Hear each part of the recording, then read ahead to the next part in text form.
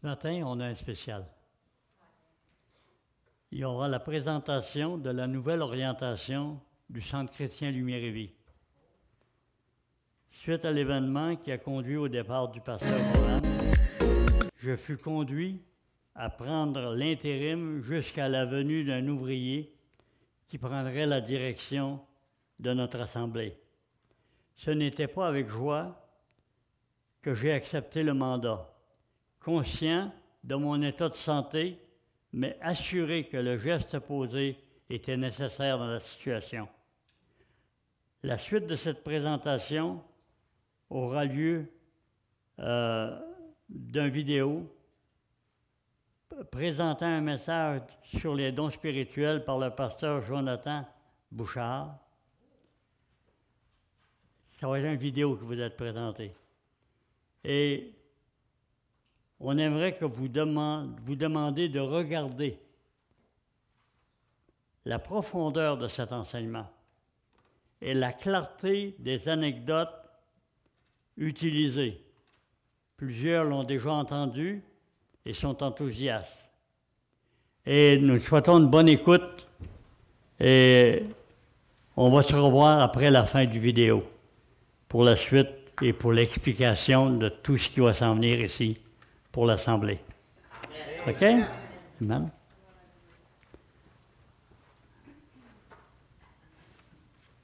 Ça, c'est ma nouvelle cam.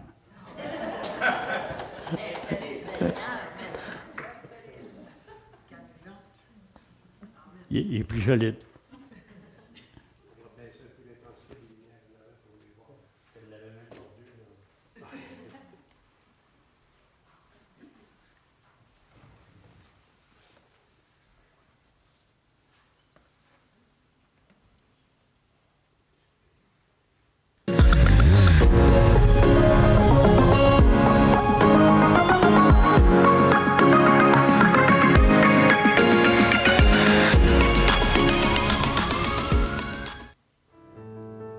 Merci Jésus. Tu es tellement bon, Seigneur. Le Seigneur est déjà à l'œuvre au milieu de nous. Il y a quelques personnes ici, vous avez vécu de l'intimidation dans votre enfance et c'est la source de problèmes que vous traînez encore même dans votre vie adulte aujourd'hui.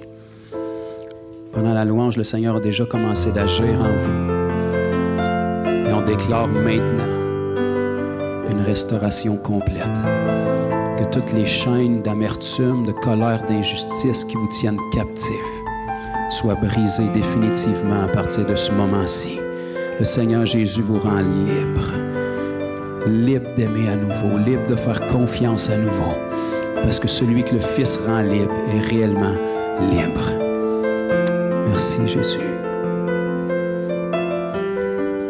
Quelques-uns d'entre vous, vous avez crié à Dieu récemment pour une percée financière. Le Seigneur dit, votre percée est juste derrière votre prochaine semence. Ça n'a même pas rapport avec l'Église ici, là, je ne vous dis pas ça pour ça. Le Seigneur exauce à travers ses lois spirituelles. Et il ne peut débloquer que ce qui est nécessaire pour vous que par vos semences. Faites un pas de foi sur quoi que ce soit que le Seigneur vous met à cœur et l'exaucement à vos prières pour votre percée financière est derrière votre prochain pas de foi. Au nom de Jésus. Merci, Seigneur. Il y a quelqu'un ici, vous avez fréquemment des étourdissements. Vous vivez avec, vous ne savez pas c'est quoi, mais ça vient fréquemment sur vous. Le Seigneur guérit aujourd'hui.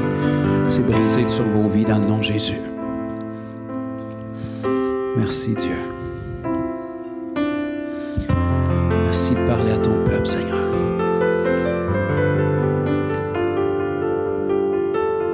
Merci pour la parole que tu as donnée à travers notre sœur Lise. Merci, Seigneur, de nous amener encore davantage dans la moisson. Qu'on puisse être tes mains, tes pieds, ta bouche. Que notre plus belle qualité soit notre disponibilité, Seigneur. Sans toi, on ne peut rien. C'est ta moisson, c'est ton Église. On veut simplement contempler la splendeur de ce que tu as planifié pour cette époque, pour cette génération, depuis toute éternité. Et on veut te remercier pour le privilège qu'on a d'avoir été choisi par toi pour vivre dans un temps comme celui-ci. Que notre lumière brille tellement fort, Seigneur, qu'on en soit même ébloui nous-mêmes. Merci de nous aider à avoir l'audace d'aller au-delà de nos faiblesses, au-delà de notre chair, au-delà de nos craintes, au-delà de nos questionnements. Déverse un climat de foi sur ton Église, Seigneur. Que l'incrédulité soit brisée, que les jougs de la peur soient complètement anéantis et qu'un feu dévorant brûle en nous de te faire connaître, Seigneur. Merci que des flammes de feu puissent sortir de notre bouche lorsqu'on parle. Tu dis, ma parole n'est-elle pas comme un marteau qui brise le roc? Fais que ta parole dans nos bouches puisse briser les cœurs les plus endurcis et que notre voix puisse continuer de faire écho dans la vie de chaque personne dans laquelle on a déversé ta bonne nouvelle, Seigneur. Merci d'empuissancer ton Église. Merci de faire du petit troupeau qu'on est ici, des gens qui sont contagieux, des gens qui répandent l'agréable odeur de ta connaissance partout où est-ce qu'on est. Une Église de sainteté et de puissance. Une Église de sainteté et de puissance. Une Église de sainteté et de puissance. Que tu puisses toujours faire régner une sainte crainte de Dieu au milieu de nous. Que la tiédeur ne trouve pas sa place, que le péché ne trouve pas sa place. Merci de nous permettre d'avoir un cœur repentant chaque fois où on vient dans ta présence. Que quoi que ce soit qu'on a pu dire ou faire qui a attristé ton Saint-Esprit soit mis en lumière dans nos vies et qu'on soit dépouillé des choses du vieil homme. Façonne-nous à ton image, Seigneur, parce qu'on a désespérément besoin de toi. Et cette nation a besoin de toi, Jésus. Merci pour le précieux dépôt que tu as placé en nous. Excite-nous par ta parole ce matin, à la foi et aux bonnes œuvres. Que l'esprit de révélation vienne sur chacun de nous. Que ce ne soit pas ma voix qui soit entendue, Seigneur, mais la tienne, qui perce au-delà des doutes, au-delà des craintes, et qui vient résonner et donner vie à notre esprit. Au nom de Jésus. Amen. Alléluia.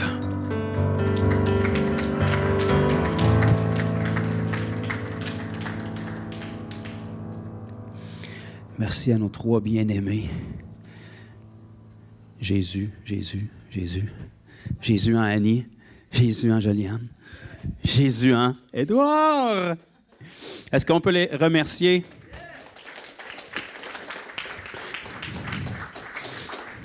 On ne vous remercie pas de vos services dans le sens qu'on vous claire. Là. Restez là, on va vous reprendre à la fin si on n'a pas été enlevé d'ici là. Des amis précieux. Joliane, c'est l'épouse de Olivier Buadès. Certains d'entre vous, vous le connaissez peut-être, des amis de longue date dans nos vies. On ne se voit pas assez souvent, mais quand on se voit, on est toujours heureux d'entendre ce que le Seigneur fait avec eux dans le coin de Gatineau, Ottawa et le restant du Canada. Amen. Les relations, c'est précieux. Et quand on trouve des gens qui sont accrochés au Seigneur, des gens que peu importe la saison, quand vous allez les contacter, vous savez qu'ils ont des bonnes nouvelles à vous donner. Attachez-vous à des gens comme ça. Des mauvaises nouvelles, c'est aussi proche qu'un clic sur votre TV. C'est très facile à avoir. Mais si vous êtes capable de vous accrocher à des gens qui parlent la vie, ça ne veut pas dire qu'ils n'ont pas de problème. Ça veut dire que les œuvres du Seigneur sont plus glorieuses dans leur vie que tout ce que le diable peut faire. Attachez-vous à des gens comme ça.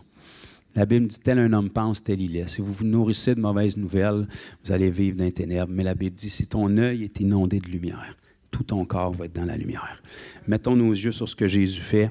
Le diable est très actif pour qu'on regarde à ce que lui fait, mais c'est incomparable comparé à ce que Jésus fait. Si on est participant dans l'œuvre de Dieu, bien, on va être aux premières loges pour voir qu'est-ce que Jésus fait. Alléluia. Donc, on va avoir du bon temps ce matin. Moi, je vais en avoir en tout cas, fait que je vous souhaite d'être avec moi pour ça. Je veux juste, avant de me lancer, vous donner quelques bons rapports de la semaine dernière. On avait un marché de Noël à Varennes. Merci à tous ceux et celles qui ont pu prier. Si vous n'avez pas prié, gloire au Seigneur, Dieu avait pointé des anges pour ça. Fait qu'on a eu des bons moments à Varennes. Première fois qu'on a intégré un marché de Noël. Je ne savais même pas que ça existait, en fait. Donc, on est allé là, pas pour parler d'un bibelot en dessous d'une crèche, mais pour présenter un Jésus qui est vivant et ressuscité. Et puis, on a vu le Seigneur faire des belles choses. Moi, j'étais là le samedi seulement. Et juste peut-être un petit highlight là, de la journée. Il y a une dame qui est passée avec sa fille. Elle était en fauteuil roulant. Elle souffrait du Parkinson. Ça s'est jeté. Ceux qui connaissent la maladie un peu, là, moi, ce que je connaissais, c'est que les gens tremblaient, là, mais elle, ça s'est jeté dans ses jambes. Donc, elle a perdu la sensibilité dans ses pieds, ce qui faisait que c'était très difficile pour elle de marcher. Elle avait des douleurs atroces dans ses pieds, même malgré la médication, puis jusque dans ses jambes aussi. Puis évidemment, ben là, quand tu es en fauteuil, il y a du surpoids qui embarque là-dessus, le découragement et tout.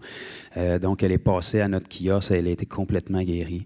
Ses orteils ont recommencé à bouger, sa sensibilité a commencé à revenir, ses douleurs sont parties. Elle n'arrêtait pas de dire « Mon Dieu, mais qu'est-ce qui se passe, mon Dieu? » Donc, j'étais capable de lui partager l'Évangile. J'aimerais ça vous dire qu'elle est tombée sur ses genoux puis qu'elle s'est repentie, mais elle ne l'a pas fait devant moi, mais elle a eu l'Évangile, elle a vécu ce miracle-là. Sa fille qui poussait la chaise, entre-temps, les collègues qui étaient avec moi ont eu des paroles de connaissance pour elle, pour la dépression, donc ils ont pu faire du ministère en sa faveur. Effectivement, elle avait des pensées de dépression. Donc, on a eu vraiment des belles semences qui ont été mises, ne serait-ce que pour une personne. Quelques centaines de dollars investis pour une personne. Quel prix est-ce que ça a dans l'éternité? Et c'est des dizaines de personnes qu'on touche par jour dans des salons comme ça. Le dimanche, il y avait une équipe qui était en place. Je n'étais pas présent malheureusement. Mais le rapport que j'ai reçu, et je vous cite les textos que j'ai reçus de l'équipe qui était là-bas, c'était une explosion de gloire, des guérisons incalculables, 2 délivrances, une femme a donné sa vie à Christ et un rendez-vous pour un baptême prochainement. Donc, gloire au Seigneur pour ça. On est vraiment heureux de le voir agir. On dirait qu'il fait avec nous autres parce que c'est tout ce qu'il y a. Fait que c'est merveilleux. Et puis, comme ça a été annoncé là, au début, la semaine prochaine, on va être dans un autre marché de Noël à Granby. Donc, gardez ça en prière. Le Jésus de Varennes, c'est le Jésus de Granby aussi. Il va faire la même chose à Granby qu'il a fait à Varennes, sinon encore mieux. Donc, on vit dans une belle saison, mes amis. Il y a une catégorie de l'Église qui vit dans un bunker pour s'isoler en attendant le bateau de sauvetage, mais il y en a un autre qui réalise qu'on est dans une saison où est-ce qu'on peut briller plus que jamais. On va parler un petit peu de ça ce matin. Il y a quelques semaines, ceux qui n'étaient pas endormis ce matin-là, on avait pris la communion ensemble. Et puis avant de prendre la communion, j'avais enseigné un petit peu sur le don des prophéties. Est-ce qu'il y en a qui étaient présents d'esprit ce matin-là, à main levée? Quelques-uns. Merveilleux. Donc, après, quand on a pris la Sainte Seine ensemble, on s'était exercé à donner des paroles prophétiques et autres. Je vous avais dit qu'on irait dans les dons prochainement. Ça va être ce matin qu'on va faire ça par la grâce de Dieu. La semaine dernière, avant qu'on aille dans les dons cette semaine, j'avais pris le temps d'aller sur le baptême du Saint-Esprit et de feu, parce que si on veut que vous opériez dans les dons, il faut que vous ayez la puissance de pouvoir le faire efficacement. Donc, si vous n'étiez pas là, allez réécouter l'enseignement. Il va être prochainement sur YouTube. Donc, ce matin, on va essayer d'aller un peu plus dans les autres dons. Donc, je pense que vous comprenez déjà d'avance que s'il y a 9 dons, je n'aurai pas le temps de les couvrir ce matin. Ça peut me prendre environ 1 mois pour en couvrir un. Fait que je pense qu'on va essayer de faire un condensé. On va toucher moins aux dons de prophétie parce qu'on y a touché plus il y a quelques semaines. Donc, je vous encourage dans les prochaines semaines, si vous n'étiez pas là à cet enseignement-là, les vidéos vont être mises en ligne aussi. Donc, on va définir un peu plus ce que c'est les dons du Saint-Esprit ce matin. En fait, les dons du Saint-Esprit, c'est des dons du Saint-Esprit. Fait que si le Saint-Esprit est Dieu, puis il vous donne un cadeau, la meilleure façon d'attrister quelqu'un dans la vie, c'est quand il vous donne un cadeau, vous le dédaignez ou vous ne le recevez pas, mettons. Essayez-les si vous ne l'avez jamais fait, là. Mais s'il y a quelqu'un dans notre vie qu'on ne veut surtout pas attrister, c'est le Seigneur. Si le Seigneur vient vivre en nous, tu sais, quand il vient en vous, il ne vient pas stand-by, là. Tu sais, je viens un petit peu, j'amènerai mes meubles plus tard si ça fonctionne. Non. Si vous dites oui, c'est un Dieu d'alliance qui a dans l'idée que c'est pour l'éternité si vous ne renoncez pas à lui. Fait que quand il vient avec qui il est. Fait qu'il amène tous ses meubles, il amène son royaume, puis il amène ses dons. Donc, s'il vient avec ses dons, bien, il va être reçu comme il est. Puis une bonne façon de recevoir les dons que le Seigneur a pour nous, bien, c'est de leur donner la valeur qu'ils ont. Puis pour leur donner la valeur qu'ils ont, c'est de l'utiliser pour le but pour lequel il nous les donne. Merci, mon frère Jeffrey.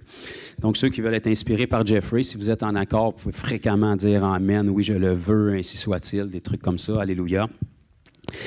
Donc, on va définir vraiment le but, l'idée des dons, OK? Parce que, vous savez, les dons, ce n'était pas juste pour faire des débats entre charismatiques puis baptistes, là. Ça avait un but spécifique du Seigneur. On va regarder le pourquoi personne, mais personne sur la planète a le droit de dire parce que ça y tente puis que son pasteur est d'accord que c'est plus pour aujourd'hui, parce que la Bible, c'est pas nous autres qui l'a écrit, c'est le Seigneur. Donc, tant que le Seigneur ne nous dira pas autrement, il va falloir se fier à ce qu'il nous dit. Et puis après ça, l'idée, c'est pas de remplir un samedi de plus dans votre agenda, c'est que vous puissiez retenir quelque chose dans le but d'appliquer quelque chose. Donc, tous ceux ici ce matin qui n'ont pas l'intention de fonctionner dans les dons, vous venez de sauver du temps, vous pouvez aller dîner tout de suite. Tous ceux qui ont l'intention de fonctionner dans les dons du Saint-Esprit, bien, vous allez certainement retirer quelque chose du temps qu'on va avoir ce matin. Donc, on va regarder le but de Dieu pour les dons. On va regarder même dans l'Ancien Testament, parce que le Seigneur nous préparait déjà à cette époque-là, puis juste de saisir ça, ça va nous donner une meilleure idée du pourquoi on a ça dans le Nouveau Testament. Et puis, on va essayer d'en définir quelques-uns, et on n'aura certainement pas le temps de tous les faire. Donc, les dons sont des dons du Saint-Esprit, et le Saint-Esprit, vous l'avez reçu en vous dès le moment que vous avez dit oui à Jésus. Ça, c'est « oui, je le veux » comme une fiançaille. Il est venu vous sceller, il vous a glissé la bague de fiançailles dans le cœur. Par son Saint-Esprit, la Bible utilise les termes qu'on a reçus les arts de l'Esprit. Ça, c'est là où tous les chrétiens disent « Amen » sans rien comprendre, là, mais les arts, ça veut dire c'est une garantie, un dépôt ou un gage. Donc, avant un mariage, il y a une bague de fiançailles qui dit si le monsieur il a pris la peine de mettre la main dans sa poche pour te payer une bague, ça veut dire qu'il y a un minimum d'intérêt de te marier un jour. Donc, c'est pas une garantie. Parce que si tu couches avec la moitié de la ville entre-temps, ça se peut qu'il n'y ait pas d'autres bagues qui viennent. Mais si tu demeures fidèle et tu te prépares pour ton époux, il y a un mariage garanti qui s'en vient. C'est la même chose avec le Seigneur. Donc, ce sceau-là, il vient le mettre dans notre cœur, mais on a vu, je pense, assez clairement la semaine dernière, qu'il y a encore plus que ça pour nous, parce qu'il ne nous sauve pas juste pour qu'on flotte ces nuages un jour dans l'éternité. Il nous sauve pour qu'on soit des témoins ici-bas. Et on a vu la semaine passée que le même Saint-Esprit qui vient mettre dans nos cœurs, Galates 4 nous dit « Vous êtes fils parce que vous êtes fils. Dieu a mis dans nos cœurs l'esprit de son Fils qui crie « Abba, Père ». Ce même Saint-Esprit-là, il doit venir aussi sur nous. Donc, j'ai essayé de vous faire rire la semaine passée en me vidant ma bouteille d'eau dessus. Vous comprenez que le Saint-Esprit en nous, c'est une chose. Le Saint-Esprit sur nous, c'est une autre chose. Le même Saint-Esprit à deux endroits pour deux fonctions différentes. Il y a un Jésus, mais il est allé au bois des Romains pour nos maladies, puis à la croix de Golgotha pour nos péchés. Est-ce qu'on comprend ce principe-là? Un seul Jésus, deux endroits pour être sacrifié pour deux choses différentes. Il a payé le prix pour que vous soyez guéris, puis il a versé son sang pour que vous soyez sauvés. Quand le Saint-Esprit est venu, c'est la même chose. Il est venu en vous pour que vous soyez sauvés de vos péchés, et il est venu sur vous, par la grâce de Dieu, pour que vous ayez la puissance d'être un témoin. Donc, les gens vont dire, « Bien, moi, je ne ressens pas la puissance de Dieu, mon frère, puis je ne fonctionne pas d'un don. » OK, mais est-ce que tu sais pourquoi il t'a donné la puissance de Dieu? Pour être un témoin. Donc, c'est quoi la meilleure façon de ressentir la puissance de Dieu? Témoigne. S'il te donne la puissance pour être un témoin, puis que les dons sont le fruit de la puissance, bien, si tu ne témoignes pas, tu ne sentiras jamais que tu as la puissance. Bon, qui a dit Amen? Je veux vraiment me... Alléluia, merci Pat. Donc, si tu as la puissance de Dieu, les autres, si vous voulez écouter, c'est bon aussi, mais je vais m'adresser à Pat. Si tu as la puissance de Dieu vraiment sur toi pour être un témoin, la meilleure façon de ressentir cette puissance-là, c'est de l'utiliser pour la raison pour laquelle elle t'a été donnée. Remarquez que l'endroit dans Matthieu 28, 19 et 20, où est-ce que Jésus a dit « Allez, faites de toutes les nations des disciples en les baptisant au nom du Père, du Fils et du Saint-Esprit et enseignez-leur ». Le mot « enseigner » dans le grec, c'est « discipola ». Faites des disciples avec eux. Enseignez-leur tout ce que je vous ai prescrit. Ensuite, il dit « Et voici, je suis avec vous tous les jours jusqu'à la fin du monde ». Ça, c'est le genre de promesse que toute l'Église veut. Alléluia! Mais personne ne veut faire le verset d'avant pour que ce verset-là puisse s'appliquer dans ta vie. Donc, pour que tu sois conscient qu'il est avec toi tous les jours jusqu'à la fin du monde, il faut que tu te mettes dans des situations où est-ce qu'il n'y aura pas le choix de se manifester avec toi, sinon tu vas frapper un mur. Puis la meilleure façon pour être capable de ressentir que le Seigneur est avec nous tous les jours jusqu'à la fin du monde, c'est de remplir le verset 19 qui nous dit d'aller et de faire de toutes les nations des disciples. Merci, Pat. Donc, on va regarder ensemble dans l'Ancien Testament un petit peu en survol avant qu'on aille dans le Nouveau. Tout premièrement, le Saint-Esprit, quand il vient en vous, il vient avec ses 9 dons. Donc, il n'y a personne ici, ni ailleurs dans le monde, qui a le droit de dire, bien, moi, je vais prendre celui-là, moi, je vais prendre celui-là, ou moi, j'ai celui-là, mais je n'ai pas les autres. C'est pas toi qui décides ça. Quand le Saint-Esprit arrive, il arrive avec tout ce qu'il y a, puis il arrive avec tout ce qu'il y a pour un but. Ce Saint-Esprit-là, quand il emménage avec ses dons. Des dons, c'est instantané, parce que si j'ai quelque chose, puis je vous le donne, vous l'avez dès le moment que je vous l'ai donné. Après ça, il reste à vous de voir si vous allez vous en servir, et puis comment est-ce que vous allez vous en servir, mais dès le moment que je vous le donne, vous l'avez. On comprend cette partie-là? Quand le Saint-Esprit vient vivre en vous, il ne vient pas juste avec ses dons, il vient aussi comme une semence en vous qui, avec la maturité, va porter un fruit qui s'appelle le fruit de l'Esprit. Ça, ce n'est pas un don, c'est différent. Les dons, ce n'est pas compliqué, je vous le donne, vous l'avez. Un fruit, c'est différent. Tu commences par planter une graine, t'attends, puis à un moment donné, ça porte un fruit, puis quand ça porte un fruit, il n'est pas prêt encore, il a besoin de mûrir, puis à un moment donné, là, il est prêt, là, il est bon, puis tout le monde l'aime. OK? Donc, l'Esprit, il fait ça aussi quand il vient en vous et sur vous. Il vient comme une semence et il va commencer à porter un fruit que vous allez lire dans Galates 5. Et ce fruit-là, quand vous le prenez puis qu'il est mûr, vous pouvez le regarder sous différentes facettes. Et il y a aussi 9 facettes qu'on appelle les 9 fruits de l'Esprit. Je ne sais pas pourquoi on appelle ça les 9 fruits de l'Esprit, parce que la Bible nous dit qu'il y a un fruit qui produit l'amour, la joie, la paix, la patience, la bonté, la bienveillance, la douceur ou la fidélité ou la foi et la maîtrise de soi. Donc, ce fruit-là, quand il arrive à maturité, il produit tous ces aspects-là dans notre vie. Alléluia. Donc ça, il n'y a pas de raccourci. Tu restes planté, tu l'arroses, tu l'ensoleilles, tu lui donnes de l'amour, mais si tu restes accroché à la vigne qui est Christ, ça va porter son fruit. Par contre, les dons, comme ils sont instantanés, ça, il faut apprendre à les utiliser. Comme n'importe quoi que je vous donne, si vous n'avez jamais utilisé quelque chose, vous devez premièrement savoir que je vous l'ai donné, puis deuxièmement, apprendre à l'utiliser. OK? Fait que les dons du Saint-Esprit, c'est ça. Pourquoi? Bien, on a un Dieu qui est surnaturel de nature. Comprenez, Dieu n'a pas besoin de se forcer pour être surnaturel. Il est surnaturel. C'est son identité. Vous puis moi, juste peut-être un petit rappel, on est plutôt naturel. Quand il y a un Dieu surnaturel qui vient nous sauver, il rentre dans notre esprit, il donne la vie à notre esprit, et on devient des êtres surnaturels, pognés d'une enveloppe de chair naturelle qui vit d'un monde naturel. Fait qu'on a un Dieu surnaturel qui vit dans des êtres naturels, dans un monde naturel, et puis il faut être capable de faire connaître un Dieu surnaturel dans un monde qui est naturel, à travers de la chair qui est naturelle.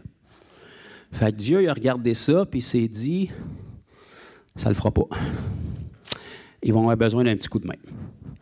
Fait que je vais venir avec un petit kit comme les Power Rangers, je vais leur donner ça. Ils vont avoir une belle ceinture avec plein d'outils, puis à travers chacune de ces outils-là, ils vont réussir, par l'Esprit de Dieu qui est en eux, à faire connaître un Dieu surnaturel par leur chair qui est naturelle. C'est ça, les dons du Saint-Esprit. Imaginez-vous que c'est comme la main de Dieu avec ses 10 doigts, mais là, exceptionnellement, il y en a 9. Puis chacun des doigts, c'est une façon de manifester qui est Dieu dans un monde naturel d'une manière surnaturelle. Puis comme vous êtes aussi naturel, il fallait que Dieu vous donne ses dons surnaturels pour que vous soyez capable de représenter un Dieu qui est surnaturel. Parce que personne ne veut d'un Dieu qui est naturel. Pogne-toi une branche d'arbre puis gosse-toi-en un Dieu naturel. Là. Ça va être la même affaire pour tout le monde. Un Dieu surnaturel, par exemple, s'il veut se révéler à des gens naturels, il faut qu'il soit capable de le faire de manière surnaturelle.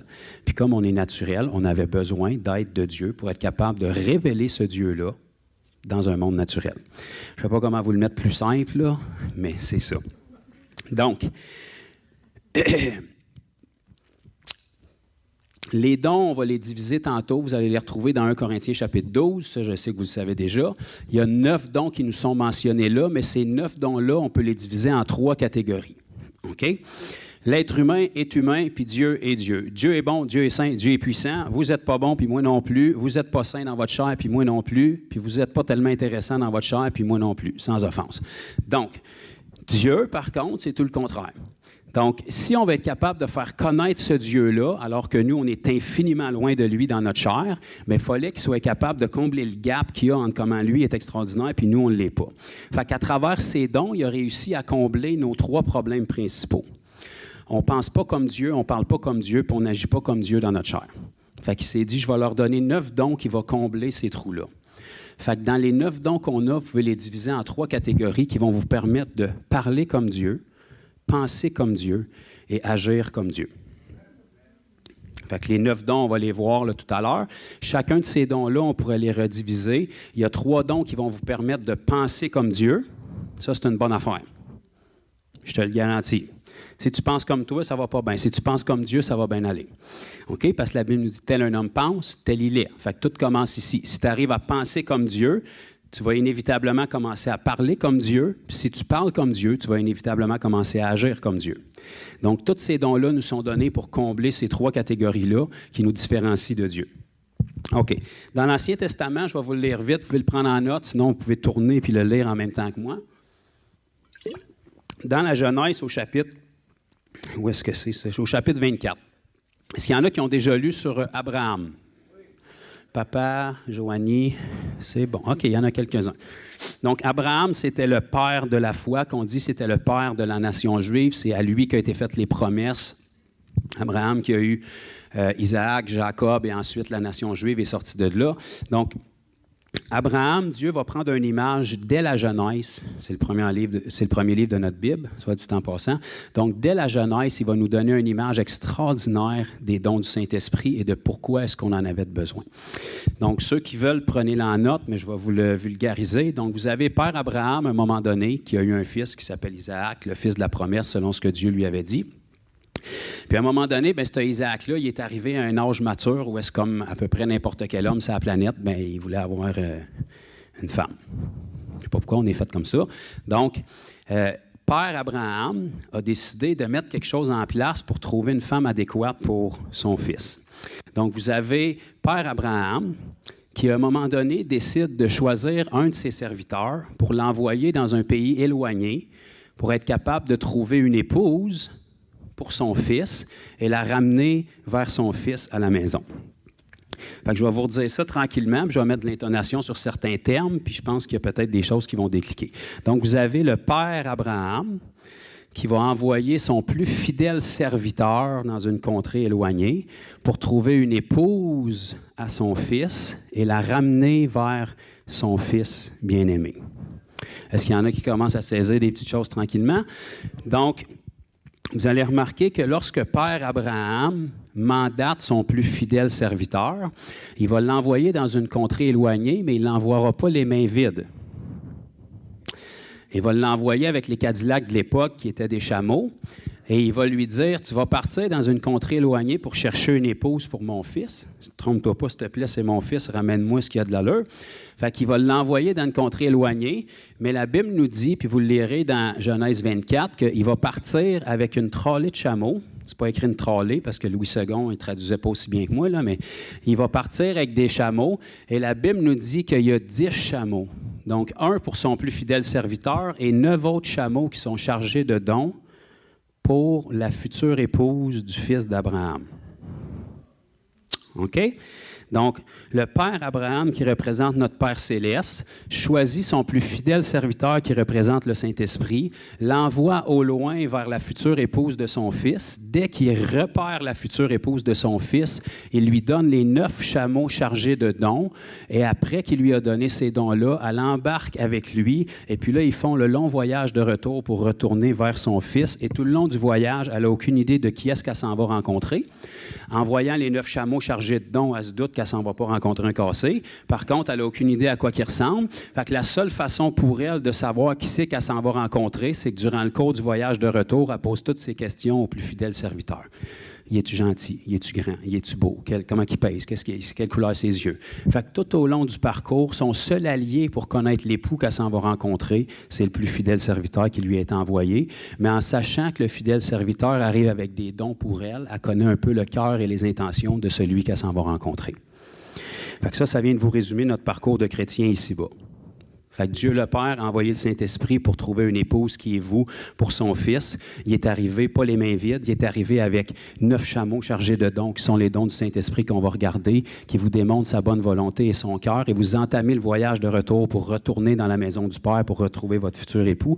Et entre-temps, durant votre pèlerinage ici-bas sur terre, votre seule façon d'être capable de vous faire une idée claire et précise et correcte et juste sur votre futur époux, c'est à travers le Saint-Esprit qui va vous donner les informations nécessaires sur qui il est, ce Jésus-là. Et il le fait à travers sa parole aussi, puisque la parole est écrite par le Saint-Esprit. Donc, c'est ça les dons. Ce n'est pas une affaire qui est émergée en 1906 parce que la dénomination pentecôtiste est revenue sur la terre. Là. Ça fait longtemps que c'est là. Ce n'est pas parce que ton pasteur ou papa ou maman ne sont pas d'accord que ça change quelque chose à la parole. Donc, c'est beaucoup plus précieux que juste faire du pow-wow. Les dons, c'est vraiment quelque chose qui est dans le cœur de Dieu pour être capable de nous révéler qu'il ne se présente pas à nous les mains vides et qu'il y a des dons pour nous pour être capable de nous empuissancer pour pas qu'on ait seulement des paroles. Okay? Donc, pour ceux qui veulent y aller en parole, amusez-vous. Mon épaule va être ouverte pour vous quand vous allez revenir en pleurs. Mais si vous essayez de convaincre le Québec avec des paroles puis des Jésus t'aime, c'est bien, mais ça ira pas bien loin. Si Jésus lui-même, Dieu incarné dans la chair, devait faire des miracles pour avoir l'attention des gens, Jésus lui-même a dit, à moins que vous voyez des miracles, vous ne croirez pas. Si Jésus devait en faire, si l'équipe d'élite qui s'est choisie pour être capable de porter son message ont fait démarrer l'Église avec des miracles, si l'Église primitive coulait dans les miracles et grandissait en nombre de jour en jour, je ne vois pas où c'est dans l'histoire que nous, on peut arriver à dire qu'on est assez intelligent que maintenant, avec des écoles bibliques puis des études dans la concordance en grec puis en hébreu, ça va être suffisant pour convaincre le monde. Donc, vous savez où est-ce qu'on s'en tient doctrinalement ici à l'Église? Alléluia. Donc, OK, quelle heure qui est rendu? Ish. OK. Donc, 1 Corinthiens, chapitre 13. On va juste tuer quelques vaches sacrées avant de commencer. Donc, je souhaite que vous n'ayez jamais entendu ça. Si vous êtes tout neuf sortis des eaux du baptême, gloire au Seigneur, vous êtes privilégiés. Si vous êtes chrétien depuis un bon nombre d'années, malheureusement, il faut venir à l'Église pour apprendre la poubelle que je m'apprête à vous lire là, prochainement. Donc, on vous donne toutes les raisons d'être incrédule pour justifier que ceux qui vous l'enseignent ne marchent pas d'un don. Fait que ce que vous allez entendre généralement dans la chrétienté moderne face au don du Saint-Esprit, c'est plus pour aujourd'hui. Donc, je ne sais pas ce qui s'est passé là, après la mort du dernier apôtre. Le Saint-Esprit s'est évaporé, puis à cette heure, il flotte dans la couche d'ozone. Mais il n'est plus ici. Fait que c'est le Père, le Fils et la Sainte Bible, il n'y a plus de Saint-Esprit. Fait que ça, c'est quelque chose que vous allez entendre, si vous ne l'avez pas déjà entendu. L'autre chose qui est un peu plus vicieuse, c'est qu'on va vous dire que ce n'est pas pour tout le monde. Fait que peut-être au mieux, tu vas en avoir peut-être un, puis toi, tu as ce don-là, puis l'autre, il a ce don-là, puis chacun fait ses affaires, puis fait qu'on va juste démolir ces vaches sacrées-là en partant. Donc, dans 1 Corinthiens, chapitre 13, vous allez voir le verset principalement utilisé à tort par ceux qui vous disent que c'est plus pour aujourd'hui les dons du Saint-Esprit. Donc, il s'appuie généralement sur ça ici. En tout cas, dans toute ma vie chrétienne, c'est pas mal la seule chose sur laquelle je les vois s'appuyer. 1 Corinthiens 13, 8. Ça nous dit « La charité ou l'amour ne périt jamais ». Alléluia, c'est une évidence. Les prophéties prendront fin, les langues cesseront et la connaissance disparaîtra. Donc, ils disent, voilà, la Bible avait annoncé, les prophéties, ça a cessé, c'était pas le temps de la Bible, les langues aussi. Car nous connaissons en partie et nous prophétisons en partie. Regardez bien, le prochain verset va venir démolir tout ce qu'on vient de lire avec la compréhension avec laquelle ils le comprennent. Ça nous dit, mais quand? Donc là, il y a une conjonction entre ce qu'on lit là et ce qu'on vient de lire. Donc, ce qu'on vient de lire, que les choses vont cesser, ça va arriver quand ce qui est parfait sera venu, alors et alors seulement, ce qui est partiel disparaîtra. OK. Alors, regardez autour de vous puis dites-moi que ce qui est parfait est venu. Je veux savoir c'est où votre ville puis je veux déménager là. OK? Le parfait est venu, mais il n'a pas établi encore parfaitement ce qui doit être établi. Ça ne va pas bien du tout dans le monde. Bon, c'est pas ça, c'est pas une révélation, j'imagine que vous avez saisi. Ça ira pas mieux demain, puis l'année prochaine, vraiment pas mieux. Je ne sais pas si vous avez remarqué, juste dans les 5 dernières années, là, on a pogné une drop d'à peu près 50 ans en déchéance. Là. Donc, ce qui est parfait n'est pas encore venu. Ce qui est parfait, ça fait référence au royaume de Dieu qui va être établi seulement quand Christ va revenir à la fin des tribulations. Et là, il va établir un règne de paix pour la première fois. Donc, depuis la chute de nos premiers parents, il n'y a jamais eu de parfait ici-bas sur terre, il n'y a jamais eu de paix. C'est la guerre. OK? Donc, seulement quand ce qui est parfait va être venu, alors le partiel disparaîtra. Donc, c'est pour ça que la Bible nous enseigne aussi maintenant 3 choses demeurent. La foi, l'espérance et l'amour, mais la plus grande des 3, c'est l'amour. Pourquoi? Parce que l'amour, elle va demeurer éternellement. Dans 5000 ans au ciel, on va s'aimer encore puis on va aimer le Seigneur encore. Par contre, ce qu'il n'y aura pas dans 5000 ans, c'est que tu n'auras plus besoin de foi. Parce que tu es face à face devant Dieu puis tu vas le connaître comme tu as été connu. Maintenant, on en a besoin parce qu'on sert un Dieu qu'on ne voit pas. L'espérance, c'est l'espérance qu'il va régénérer nos corps autant convenable, comme il nous a promis par le dépôt de son Saint-Esprit en nous. Mais qu'on soit régénéré dans l'éternité avec les anges qui nous entourent, la grande nuée de témoins puis le trône de Dieu face à nous, pas besoin de trop d'espérance, là. Ça va aller pas pire. Fait que la foi est bonne en ce moment, l'espérance est bonne en ce moment, mais ils sont temporaires parce que dans l'éternité, on n'aura plus besoin de cette foi-là, on n'aura plus besoin de cette espérance-là, mais l'amour, elle va demeurer pour l'éternité. Parce que l'amour, c'est pas quelque chose, c'est quelqu'un, Dieu. Et l'éternité, c'est la dimension de Dieu. Donc, ceci étant dit, tant que ce qui est parfait ne sera pas venu, on vit encore dans le partiel. Donc, il y a encore des prophéties, puis il y a encore des langues, parce que le parfait n'est pas venu. Donc, quand ce qui est parfait sera venu, l'établissement du royaume de Dieu ici-bas, ce qui est partiel disparaîtra. Alléluia! Donc, retenez ces versets-là. Pour la prochaine fois, vous allez rencontrer un incrédule qui a été mal enseigné puis qui essaie de vous traîner dans son incrédulité. Les langues sont encore pour aujourd'hui, les prophéties sont encore pour aujourd'hui, la guérison est encore pour aujourd'hui, pour la simple et bonne raison, il y a encore du monde malade. Fait que de toute évidence, c'est encore pour aujourd'hui. Si Jésus, dans son corps ressuscité, glorifié, a pris la peine de montrer les trous dans ses mains puis dans son côté, c'est parce qu'il accorde une certaine importance à ça. Vous comprenez qu'il aurait pu se prendre n'importe quel corps glorifié, là. S'il a décidé de garder les trous dans ses mains puis dans son côté, dans son corps éternel glorifié, c'est sérieux, son histoire, là.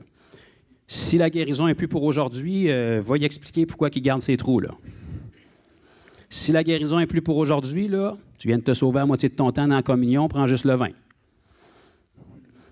Puis je vais te sauver un autre bout de temps, prends pas le vin, parce que s'il n'a pas été meurtri, il n'a pas saigné. Fait que tu ne prends pas la communion. Alléluia. OK. Deuxième fausse croyance, c'est pas pour tout le monde. Okay? Puis ceux qui croient ça, c'est jamais pour eux autres, dans le fond. Fait que c'est pour tous les autres qu'on ne connaît pas. Là. Je ne sais pas, un moine tibétain qui habite quelque part, mais tout le monde autour d'eux autres, c'est pas pour eux autres les dons. Ou lui, il y en a un, ou il l'a des fois, où il faut faire attention, mon frère, tu vas être orgueilleux si tu marches d'un don. Bon, fait qu'on va regarder ce que la Bible dit là-dessus. Donc, dans 1 Corinthiens, chapitre 12, qui est le passage par excellence des dons, on va lire, il y en aurait tellement à lire.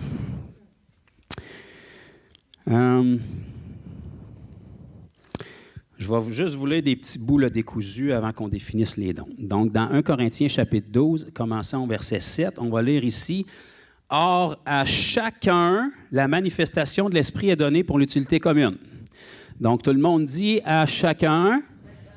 Est-ce qu'il y a des chacun ici ce matin?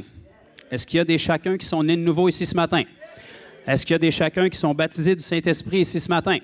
OK, donc tous ces chacun-là, la Bible dit ici, c'est pas moi qui l'ai écrit, gloire au Seigneur, à chacun, la manifestation de l'Esprit est donnée pour l'utilité commune. Donc, si vous êtes un chacun, vous faites partie de ceux pour lesquels la manifestation de l'Esprit vous est donnée pour l'utilité commune.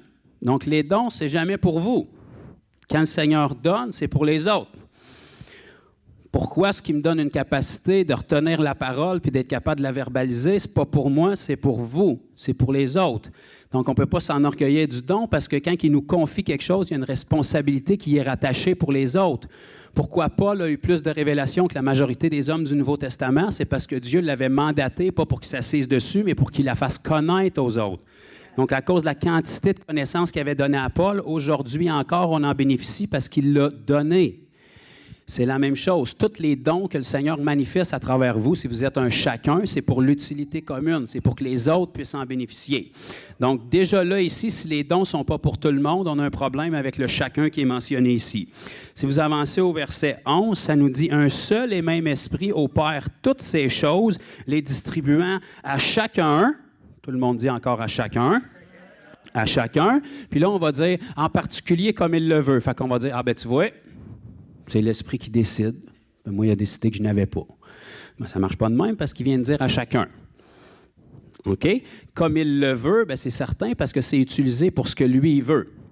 Donc, il ne te donne pas le don de prier pour tes Fruit Loops pour qu'il n'y ait pas de sucre dedans le matin parce que ce n'est pas vraiment ça le but. Pour l'utiliser selon ce que lui, il veut, mais c'est pour l'avancement du royaume de Dieu. Donc, pour la même raison que j'ai dit tantôt, si tu te mets dans des situations où est-ce que tu remplis le mandat et tu es un témoin, bien là, il va utiliser les dons qui sont nécessaires à travers toi pour ce qui est le besoin devant toi. Donc, évidemment, si tu n'es jamais face à des malades, tu ne pourras jamais opérer dans le don de guérison. Puis là, tu ne peux pas dire, bien, le Saint-Esprit ne l'opère pas à travers moi. Bien, comment tu veux qu'il l'opère? Tu ne guériras pas ton divan chez vous en écoutant Netflix. Là. Il faut que tu sois face à des malades pour que le don des guérisons opère. Alléluia. Donc, à chacun comme il le veut, bien, c'est certain. Mais qu'est-ce qu'il veut? Il veut l'accomplissement du royaume de Dieu ici-bas sur terre. Donc, tu te mets dans des situations nécessaires pour que tous les dons puissent couler à travers toi. Amen. Verset 29. Oh, ça en est un autre papier. Chapitre 12, verset 29. L'apôtre Paul va poser quelques questions ici qui laissent sans réponse, mais on comprend comme les réponses un peu à travers les branches. Il va dire ici, « Tous sont-ils apôtres? Tous sont-ils prophètes? Tous sont-ils docteurs? » Puis là, il poursuit, mais il y a un petit changement de formulation que les gens ne comprennent pas bien souvent. « Tous ont-ils le don des miracles? Tous ont-ils le don des guérisons? Tous parlent-ils en langue et tous interprètent-ils? » Donc, la majorité des gens vont être d'accord pour dire non à ces questions-là. Puis c'est vrai. Maintenant, est-ce que c'est parce que c'est non que c'est la volonté de Dieu? Non plus. Si je vous pose la question, est-ce que tous sont sauvés? Non. En tout cas, ici au Québec, je pense qu'on peut dire clairement non. Est-ce que c'est la volonté de Dieu que tous soient sauvés? Comment ça qu'ils ne sont pas tous sauvés? Parce qu'ils ont un libre arbitre et ils ont une décision à prendre. Donc, la Bible nous dit dans 1 Timothée, chapitre 2, verset 4, que la volonté de Dieu, c'est que tous viennent à la repentance. Son désir, c'est qu'aucun périsse, mais que tous soient sauvés. Pourtant, on a une grande partie du Québec en ce moment qui n'est pas sauvée. Comment ça? Parce que Dieu est limité par les décisions des gens. Même chose avec les dons ici. Est-ce que tous parlent en langue? Non. Est-ce que c'est parce que Dieu ne veut pas qu'ils parlent en langue? Non. Pourquoi ils ne parlent pas en langue? Parce qu'ils n'en veulent pas, parce qu'ils n'y croient pas. C'est simple comme ça. Est-ce que tous ont le don des guérisons? Non. Est-ce que Dieu veut que tous aient le don des guérisons? Oui. Pourquoi qu'ils ne l'ont pas? Parce qu'ils n'y croient pas, puis ils ne le veulent pas. C'est pas compliqué. Quand tu prêches l'incrédulité à partir du pupitre, c'est sûr que le fruit qui va sortir de ça, c'est l'incrédulité. Fait que si on te dit que c'est pas pour aujourd'hui puis que c'est pas pour toi, bien, les chansons, tu vas pas le chercher puis tu vas pas y croire. Puis si tu le cherches pas puis tu y crois pas, personne va l'avoir. Puis là, les gens vont dire, bien, si c'était pour aujourd'hui, les gens autour de moi l'auraient. Bien non, ils l'ont pas parce qu'on te prêche que c'est pas pour aujourd'hui. Fait que si tu commences à prêcher la foi, il y a quelqu'un quelque part qui va allumer, qui va décider de croire, puis là, quelqu'un va le recevoir, puis là, les autres vont dire, bien, si lui là, clairement, ça doit être pour aujourd'hui aussi. Fait que soit qu'on le sort de l'Église, ou soit qu'on s'inspire de lui, puis qu'on commence à le recevoir nous autres aussi. Donc, remarquez ici que Paul va faire une distinction. Dans le verset 29, il va dire « Tous sont-ils apôtres, tous sont-ils prophètes, tous sont-ils docteurs? » Ça, ce n'est pas des dons du Saint-Esprit. C'est 3 fonctions qui nous sont mentionnées comme des dons ministériels dans Éphésiens 4. Ça, ce n'est pas donné à tous, parce que Jacques va nous dire « Ne vous mettez pas tous à enseigner, parce que vous allez être jugés plus sévèrement. Okay? » Tous sont nés de nouveau, ceux qui appartiennent à Christ, tous ont l'Esprit, mais tous n'ont pas des dons nécessairement d'enseignement, parce que si tu as de la misère à t'occuper de ton nombril, si tu rentres dans l'enseignement, là, tu n'as même plus le droit d'avoir des problèmes, parce que tu as tous les problèmes des autres qui viennent t'écraser. Fait qu'il faut que tu sois capable de les porter. Puis tu vas être redevable pour les gens que Dieu te donne. Donc, apôtre, prophète, docteur, c'est 3 des 5 ministères qui nous sont mentionnés dans Éphésiens 4. Non, tous ne sont pas apôtres, non, tous ne sont pas prophètes, et non, tous ne sont pas docteurs. Après ça, il va changer sa formule et il va parler de dons. Tous ont-ils le don des miracles? Ah, ça, ce n'est pas des dons ministériels. Ça fait partie des 9 dons du Saint-Esprit qu'on a lus tantôt qui étaient donnés à chacun. Maintenant, est-ce que tous opèrent dedans? Non. Pourquoi? Parce qu'ils n'y croient pas et qu'ils ne le veulent pas. La preuve de ce que je vous dis, c'est que le verset 31, mettons qu'on veut prendre la Bible dans son contexte, le verset suivant, c'est un bon contexte, aspirez aux dons les meilleurs. OK, mais comment est-ce que Paul serait bipolaire de dire les dons, ce n'est pas pour tout le monde, aspirer au meilleur? Hein? Attends un peu, là, Paul. Tu es en train de me dire que les dons ne sont pas pour tout le monde, mais là, tu me demandes d'y aspirer, non pas seulement d'y aspirer, mais d'aspirer au meilleur. Il y a quelque chose qui ne marche pas dans la compréhension qu'on en a faite, là. Si les dons ne sont pas pour moi, qu'est-ce que ça me donne d'y aspirer, puis encore moins d'aspirer au meilleur, qui, selon la Bible, est le don des prophéties, pour la simple et bonne raison que lui s'applique avec n'importe qui en tout temps. Le don des guérisons, il est phénoménal si quelqu'un est malade. S'il n'est pas malade, bien, ça finirait là. La prophétie, par exemple, qui veut dire parler au nom de Dieu, ça ne me dérange pas qui c'est qu'il y a devant toi, ça ne me dérange pas quand, puis il est quelle heure. Dieu peut parler tout le temps. Dieu a quelque chose à dire pour la personne. Dieu peut relever, Dieu peut encourager, Dieu peut révéler son futur, Dieu peut débloquer quelque chose dans sa vie. Donc, c'est le meilleur des dons parce qu'il s'applique avec tout le monde et en tout temps. Alléluia. Donc, la Bible nous dit ici, par le même Paul, dont ses paroles sont tordues dans les versets précédents, puis c'est un commandement, c'est un impératif, aspirez aux dons les meilleurs. Bon, si le Seigneur veut, il me les donnera. Non, non, non. Aspirez aux dons les meilleurs. Il te les a donnés, il a aménagé avec, surtout si tu es baptisé du Saint-Esprit. Maintenant, il ne les utilisera pas pour toi. Même si le Seigneur peut couler à travers le don des guérisons, à travers tes mains, il ne mettra pas ta main sur un malade. Il va falloir que tu mettes ta main dessus. Même si tu as le don de parler en langue, il ne te possédera pas la bouche. Il va falloir que tu rouvres ta bouche puis que tu commences à parler pour qu'il coule à travers le don des langues. Même chose avec la prophétie. Tu ne commenceras pas à prophétiser sur une transe, là. Il va falloir que tu rouvres ta bouche pour parler les petites choses qui t'ont inspiré, puis à mesure où tu fais le pas de foi, il t'en inspire d'autres. C'est ça la prophétie. C'est pour ça que la Bible nous dit qu'on prophétise en partie, parce que le Seigneur ne parle plus audiblement de l'extérieur la majorité du temps quand on est né de nouveau. Si c'est comme ça, c'est un ange qui vous parle. Okay? Un autre petit cue, si vous pouvez saisir, là. Les chrétiens ont peur qu'on parle de ça, fait que je vais en parler parce qu'ils ont tellement trempé dans le New Age, toutes sortes de patentes, là. C'est pas dans cette direction-là que je vous amène, là. Mais les anges sont des esprits au service de Dieu, envoyés pour exercer un ministère en notre faveur. De nombreux endroits dans la parole, les anges ont parlé à des enfants de Dieu. Maintenant, il faut vous distinguer par le message qui est véhiculé si ça vous tourne vers Christ, parce qu'ils ne vont jamais aller à l'encontre de la parole. Par contre, si c'est un ange qui vous parle, vous allez l'entendre de l'externe. Quand c'est le Seigneur qui vous parle, c'est dans votre esprit que vous l'entendez.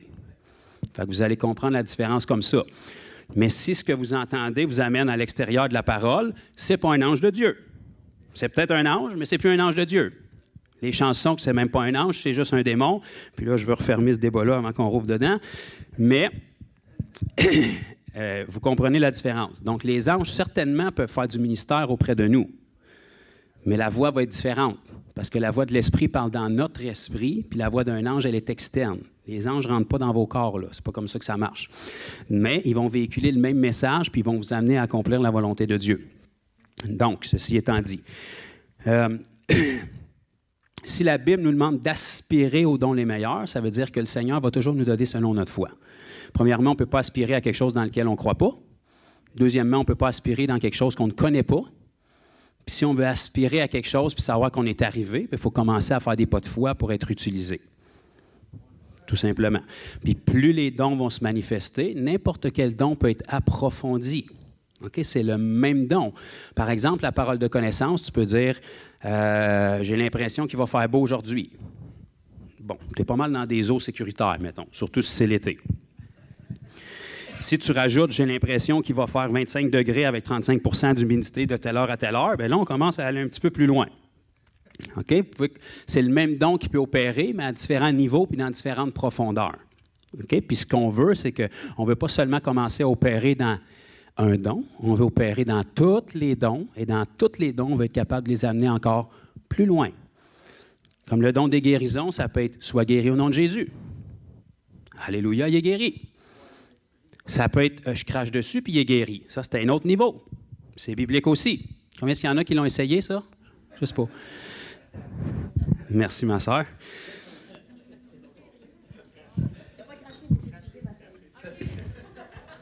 Ça peut être un autre niveau, comme je fais souvent l'été, avec notre ombrage. C'est la même guérison. Mais si Pierre a guéri avec son ombrage, on peut le faire aussi. Donc, vous comprenez que c'est le même type de guérison, mais il va être opéré à des niveaux différents selon l'analogie de la foi de la personne qui l'opère, parce que le Seigneur, il est sans limite. Vous n'arriverez jamais avec un pas de foi qui va vous dire « Oh, minute, là! J'admets ton zèle, mais on va se la pédaler un peu. Là. Je suis Dieu, mais là, ça, c'est quand même... non. en fait les pas de foi puis les challenges, il se réjouit là-dedans. Là, il commence à être comme, bon, enfin, je vais pouvoir montrer qui que je suis. Ça, bon, je vais le faire pareil, mais c'est comme confortable. Mais si tu l'amènes avec quelque chose où, si je n'interviens pas pour lui en ce moment, il va se la péter solide, là. J'adore ça, qu'est-ce qu'il a fait, là. Tu sais, genre, mettons, la première fois que tu vas allonger la jambe de quelqu'un, dans ta tête, ça va te dire, va-t'en dans le coin de l'église, il n'y a pas personne, tourne la chaise de bord, puis parle pas trop fort, tu sais, puis essaie de tirer un petit peu sur le soulier en passant, tu sais. Ta chair va te dire ça. Quand ta chair te dit ça, qu'est-ce que tu fais? Y a-t-il quelqu'un qui veut voir un miracle? Approchez ici, regardez de proche, mettez vos yeux, là, regardez de proche. Là, le Seigneur fait. Là, si j'interviens pas, il y en a un qui va passer pour un cave. Mais avec un langage céleste, là, tu sais, là. Vous, c'est ça que vous êtes complètement fêlés ou que vous êtes rempli de courage tout d'un coup. Dieu, qu'est-ce qu'il voit? De la foi. Parce que là, c'est clair que c'est en dehors de vos compétences. Tu sais, Élie aurait pu se contenter de faire descendre le feu du ciel. T'as une coche de plus. Amenez de l'eau. Mettez-en. De toute façon, moi, je ne fais pas descendre ça de feu du ciel. Fait que si c'est le Seigneur qui le fait, on va s'arranger pour qu'il le fasse pour de bon. Mettez-en, puis remettez-en, puis allez-y avec vos dieux. Bon, criez plus fort, peut-être bien qu'ils sont en vacances, je ne sais pas. Coupez-vous encore plus, peut-être vous ne criez pas assez fort. Tu sais, tant qu'à le faire, si je me pète de toute façon, puis Jézabel va me décapiter. Fait qu'on est aussi bien de le faire tant qu'à le faire. Fait qu'il s'est arrangé pour que ce soit assez flagrant qu'il faut que le Seigneur intervienne. Puis apparemment, bien, il est intervenu correct, là. Fait que ça, c'est un pas de foi. C'est la même chose pour nous. Si on veut aller dans les dons, il va falloir qu'on fasse des pas de foi. OK. Donc, chapitre 14. Un autre petit point juste pour vous démontrer encore que c'est pour tous. On n'a même pas touché aux dons concrètement encore. Chapitre 14, verset 5. Ça fait partie du contrat de G. Si tu veux savoir si tu es obligé de les accepter, là, ça a déjà été placé. Fait que si tu ne les acceptes pas, bien, tu passes à côté de quelque chose que le Seigneur veut pour toi. Verset 5. « Je désire que vous parliez tous en langue. » Ça, ce n'était pas des prémices du COVID là, quand c'est écrit « tous ». C'était juste « tous », ça voulait dire « tout le monde ». Fait que explique-moi comment est-ce que tous peuvent parler en langue si les dons ne sont pas pour tous. Sûrement que quelqu'un se serait levé la main pour dire « Excuse-moi, Paul, parce que moi, je n'ai pas le don de parler en langue. » Non, s'il dit « Je désire que vous parliez tous en langue », bien certainement, c'est parce que c'était possible que tous parlent en langue. C'est pas assez, il va rajouter « Mais encore plus que vous prophétisiez. » Moi, Paul, je n'ai pas le don de prophétie. Si tu parles en langue, tu as le don de prophétie, parce que le parler en langue, c'est une prophétie, elle est juste dans une langue que tu ne connais pas encore. C'est la même chose. Donc, si tous peuvent parler en langue et tous peuvent prophétiser, si le don de prophétie, c'est le meilleur des dons, bien, ça va de soi que tous peuvent opérer, tous les dons. À moins que c'est moi qui sois trop simple, là. On avance rapidement au verset 31. On va lire ici. « Car vous pouvez tous prophétiser. » Là, vous comprenez qu'il écrivait ça à Corinthe, là. Corinthe, c'était une des plus grandes églises connues de notre Nouveau Testament. La ville de Corinthe, les historiens, ils établissent qu'à cette époque-là, il devait y avoir à peu près 700 000 habitants. Il y avait un port marin qui était là, c'était un gros centre commercial. Quand Paul est allé pour la première fois puis qu'il a été persécuté, Dieu lui est apparu dans la nuit puis lui a dit « Prêche, ne te retiens pas, Paul, continue, je vais te fortifier parce que j'ai un peuple nombreux dans cette ville. » OK? Donc, c'était ça l'Église de Corinthe. Paul est en train de dire à l'Église de Corinthe au verset 31 « Car vous pouvez tous prophétiser. » Fait que si la prophétie est le meilleur des dons auxquels on peut aspirer, puis qui est en train de dire à une communauté sans distinction, vous pouvez tous prophétiser, ça devient un petit peu difficile d'expliquer que les dons sont plus pour aujourd'hui, puis qu'ils sont exclusifs à un puis à l'autre. D'accord? Donc, je vais arrêter là pour démolir les vaches sacrées. On va se plonger dans les dons avec le temps qui reste. Aimez-vous ça un petit peu? Super. Donc, les 3 catégories de dons, on va revenir dans Corinthiens 12. J'ai dit tantôt qu'on les divisait en 3 catégories, donc qui étaient principalement 3 qui vont nous servir à penser comme Dieu, 3 autres qui vont nous servir à agir comme Dieu, puis 3 autres qui vont nous servir à parler comme Dieu. Donc, évidemment, il y a 2 semaines, on a couvert le don des prophéties. vous comprenez que ce don-là, c'est un don qui nous permet de parler comme Dieu.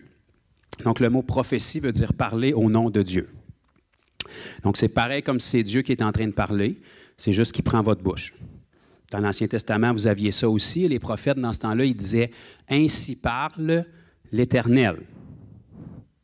Mais ils passaient à travers leur bouche. Donc, c'est l'Éternel qui parlait à travers leur bouche, parce que quand l'Éternel parle, généralement, bien, le monde, il s'effondre à terre, puis ils ont peur. Fait que quand il passe à travers la bouche d'un prophète, ça passait mieux. Dans le Nouveau Testament, vous allez retrouver beaucoup moins de « Ainsi parle l'Éternel », parce que ce n'est pas un Dieu qui parle de l'extérieur qu'on entend puis qu'on répète, c'est un Dieu qui parle de l'intérieur. Donc, c'est des dons d'inspiration. C'est pour ça que la Bible nous dit tantôt qu'on prophétise en partie. Personne sur la planète, spécialement dans le don des prophéties, ne prophétise avec 100% d'exactitude. L'idée de Dieu va être véhiculée, le cœur de Dieu va être véhiculé, mais ce n'est pas un « ainsi parle l'Éternel ». S'il vous plaît, faites pas ça parce que vous allez être redevable pour ce que vous dites. Le Seigneur va vous révéler des choses sur la vie de quelqu'un dans votre esprit et vous allez le verbaliser en le teintant à travers votre personnalité puis votre perception de vie. C'est pour ça que c'est en partie. Fait que l'idée de Dieu va être véhiculée juste assez pour toucher la personne, mais ce ne sera pas une exactitude à 100%. Avec le don des prophéties, ce qui peut être différent pour quelqu'un qui opère avec le don ministériel de prophète. Mais le don des prophéties, soyons toujours dosés quand on parle aux gens. Donc, le Seigneur nous révèle quelque chose large pour la vie de quelqu'un, puis on doit le verbaliser dans le sens où la prophétie va avoir l'effet pour lequel elle nous est donnée, c'est-à-dire exhorter, encourager, enseigner, reprendre, relever. Donc, peu importe ce que le Seigneur te donne, même si c'est vraiment pas beau sur quelqu'un, tu dois le verbaliser dans le sens où ça va avoir cet effet-là sur la personne. Mais ce n'est jamais un « ainsi parle l'Éternel ». Okay? Parce qu'il parle ici, il t'inspire des choses, puis toi, tu vas le verbaliser à la façon dont tu le comprends puis tu l'interprètes. Mais ça va rejoindre la personne quand même. Okay? Donc ça nous permet de parler au nom de Dieu. Donc, si on regarde, j'avais parlé il y a 2 semaines aussi que la prophétie, elle fonctionne souvent simultanément avec d'autres dons. Mais dans les dons qui nous permettent de penser comme Dieu, vous avez les premiers dons qui nous sont nommés dans 1 Corinthiens 12, c'est-à-dire la parole de connaissance, la parole de sagesse. OK? Donc, ça, on l'avait touché un petit peu il y a 2 semaines aussi. Parole de connaissance, c'est le Seigneur qui vous donne une connaissance que vous n'avez pas. Ça, c'est pas compliqué. Vous savez à peu près rien, puis moi non plus, puis Dieu, c'est tout. Fait qu'il y a bien des choses qu'il peut nous révéler. Donc, il va vous donner une connaissance que lui a sur quelqu'un. Ça peut être un état de santé, ça peut être une situation que la personne traverse, ça peut être une prière qu'elle a faite, peu importe. C'est une information privilégiée sur quelqu'un que vous ne connaissez pas, pareil comme si vous avez une petite oreillette, puis quelqu'un qui connaît la vie de la personne vous donne les infos. Donc, il vous donne une connaissance que lui a, mais que la personne, elle le sait que vous ne l'avez pas, cette connaissance-là. Mais elle l'a. Parce que c'est sa vie, c'est la situation qu'elle a vit. Mais de l'entendre de la bouche de quelqu'un qui ne la connaît pas, cette personne-là sait que ça doit venir de Dieu. OK? À un moment donné, dans les Évangiles, vous vous souvenez, il y a un petit bonhomme qui s'appelait Nathanaël, sous le figuier. Il ne faisait pas partie des 12, on n'entend pas trop parler de lui. C'était un vrai Israélite. Il était vraiment attaché à Dieu. Puis Jésus lui a juste donné une parole, puis ça a l'air d'être extraordinaire pour lui, mais pour nous autres, ça ne représente pas grand-chose. Ils l'ont amené vers Jésus, puis Jésus lui a dit, « Nathanaël, voilà un vrai Israélite. Je t'ai vu quand tu étais sous le figuier. Mon Seigneur et mon roi. » Ça prend rien que ça, tabarouette. Moi, essayer toutes les armes que je connais la prochaine fois que je rencontre quelqu'un. Je t'ai vu à côté du cèdre, du bouleau, je t'ai vu à côté du sapin, je t'ai vu à côté de... Oh, je pense qu'on l'a. Pourquoi ça a eu un effet sur lui? Ça peut sembler banal puis général. Lui, il savait qu'il était en dessous du figuier. C'est pas comme « Ah ouais, j'étais là ». Non, il savait qu'il était là. Par contre, il y a quelque chose qui s'est passé en dessous du figuier qui était juste entre Dieu puis Nathanaël. Sachant qu'il allait rencontrer Jésus puis que c'était un homme qui craignait Dieu, mais il voulait être sûr de ne pas se faire tromper, probablement que Nathanaël a dit quelque chose comme « Si cet homme-là vient de toi, Dieu, je veux le savoir, je veux que tu me le prouves. » Possiblement qu'il a fait un pacte juste entre lui et Dieu. Mais quand il est allé vers Jésus puis Jésus lui a dit « Je t'ai vu sous le figuier », il est en train de dire quoi? S'il y a juste Dieu qui l'a vu sous le figuier puis que Jésus lui disait « Je t'ai vu quand tu étais sous le figuier », ça veut dire quoi? Que Jésus est Dieu. Fait que pour nous, ça ne veut pas dire grand-chose, mais pour lui, ça a été suffisant pour le convaincre. Une parole de connaissance. Est-ce que Jésus l'avait vu physiquement sous le figuier? Non. Jésus, lui, a reçu la parole que Dieu lui donnait, que Nathanaël était sous le figuier. Possiblement qu'il lui a révélé le pacte qui s'est fait sous le figuier, ou ce que Nathanaël a prié ou a dit à Dieu sous le figuier. Mais ça a été suffisant, cette parole de connaissance-là, pour convaincre le cœur de Nathanaël. Parole de connaissance. Donc, parole de connaissance, c'est une révélation pour quelque chose qui est actuel. Une situation, ça peut être une blessure physique, ça peut être n'importe quoi d'actuel dans la vie qui peut découler de leur vie passée aussi. Mais c'est quelque chose qui est actuel, que vous révélez à la personne pour qu'elle sache qu'elle est localisée de la part de Dieu, que Dieu connaît son problème puis qu'il veut le régler. Donc, je l'avais partagé il y a 2 semaines aussi. Si tu vas voir quelqu'un et tu lui dis « Seigneur, me montre que tu as le cancer, bonne journée », il sait qu'il a le cancer. Donc, si le Seigneur te le montre, c'est pour stimuler sa foi et qu'il puisse être guéri aussi. Donc, parole de connaissance, c'est ça. Parole de sagesse, même chose. C'est un don d'inspiration, mais c'est Dieu, qui a toute la sagesse du monde, qui nous donne à nous une portion de sa sagesse, parce que de toute évidence, on n'en a pas pantoute, nous autres, dans notre chair. Et puis, on est capable de verbaliser quelque chose qui va venir fermer la bouche au contradicteur. Par exemple, quand ils ont voulu coincer Jésus dans l'esplanade du temple, pour lui demander si on devait payer l'impôt, si on devait payer les taxes. Jésus a vu leurs pensées, discernement des esprits, on va y revenir tantôt. Et puis ensuite, il a dit, donnez-moi une pièce. Il savait c'était quoi leur intention. Sans parole de sagesse, il était coincé de toutes les bords. Parce qu'ils étaient tous contre lui, puis il avait monté leur plan pour l'exposer publiquement, puis le discréditer. Jésus a pris la pièce, il a dit, allez, effigie de qui cette pièce allait? César, parce qu'on l'aime, nous, César. On parle tout dans son dos quand il n'est pas là, mais devant toi, on l'aime. Rendez à César ce qui est à César et à Dieu ce qui est à Dieu. Ils ont tous eu la bouche fermée. Une phrase. Parole de quoi? De sagesse qui venait de Dieu. OK? Donc, c'est une inspiration soudaine de Dieu qui vient régler une situation que dans le naturel, tu aurais peut-être patiné un peu pour t'en sortir, mais Dieu, il a toute sagesse. Dieu, il n'est pas coincé par les plans des hommes, il sait comment ils sont tordus. Vous savez, quand ils ont amené la femme adultère vers Jésus, je ne sais pas où était l'homme. De toute évidence, ce n'était pas adultère tout seul. C'est juste la femme qu'ils ont amenée. Ça s'est perdu dans le script. Ils ont amené la femme adultère pour que Jésus puisse la condamner. Jésus lui dit que celui qui n'a jamais péché lance la première pierre. Après, il y a un évangile qui nous dit qu'il s'est penché au sol puis il a commencé à écrire. On n'en sait pas plus.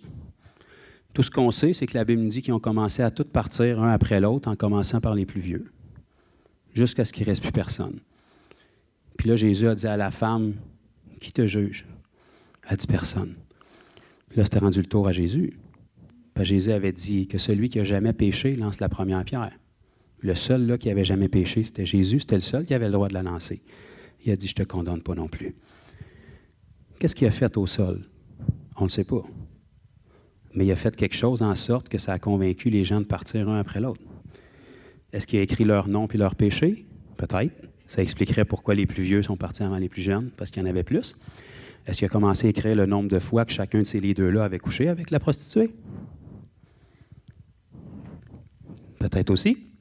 Ce serait une bonne façon d'effriter la foule. Quand toi, tu le sais, combien de fois tu as couché avec la femme que tu veux faire lapider, puis que l'autre, il ne le sait pas, puis qu'il commence à mettre ton nom avec le nombre de fois que tu as couché avec, sait-on jamais? C'est pas biblique, je vous lance ça comme ça.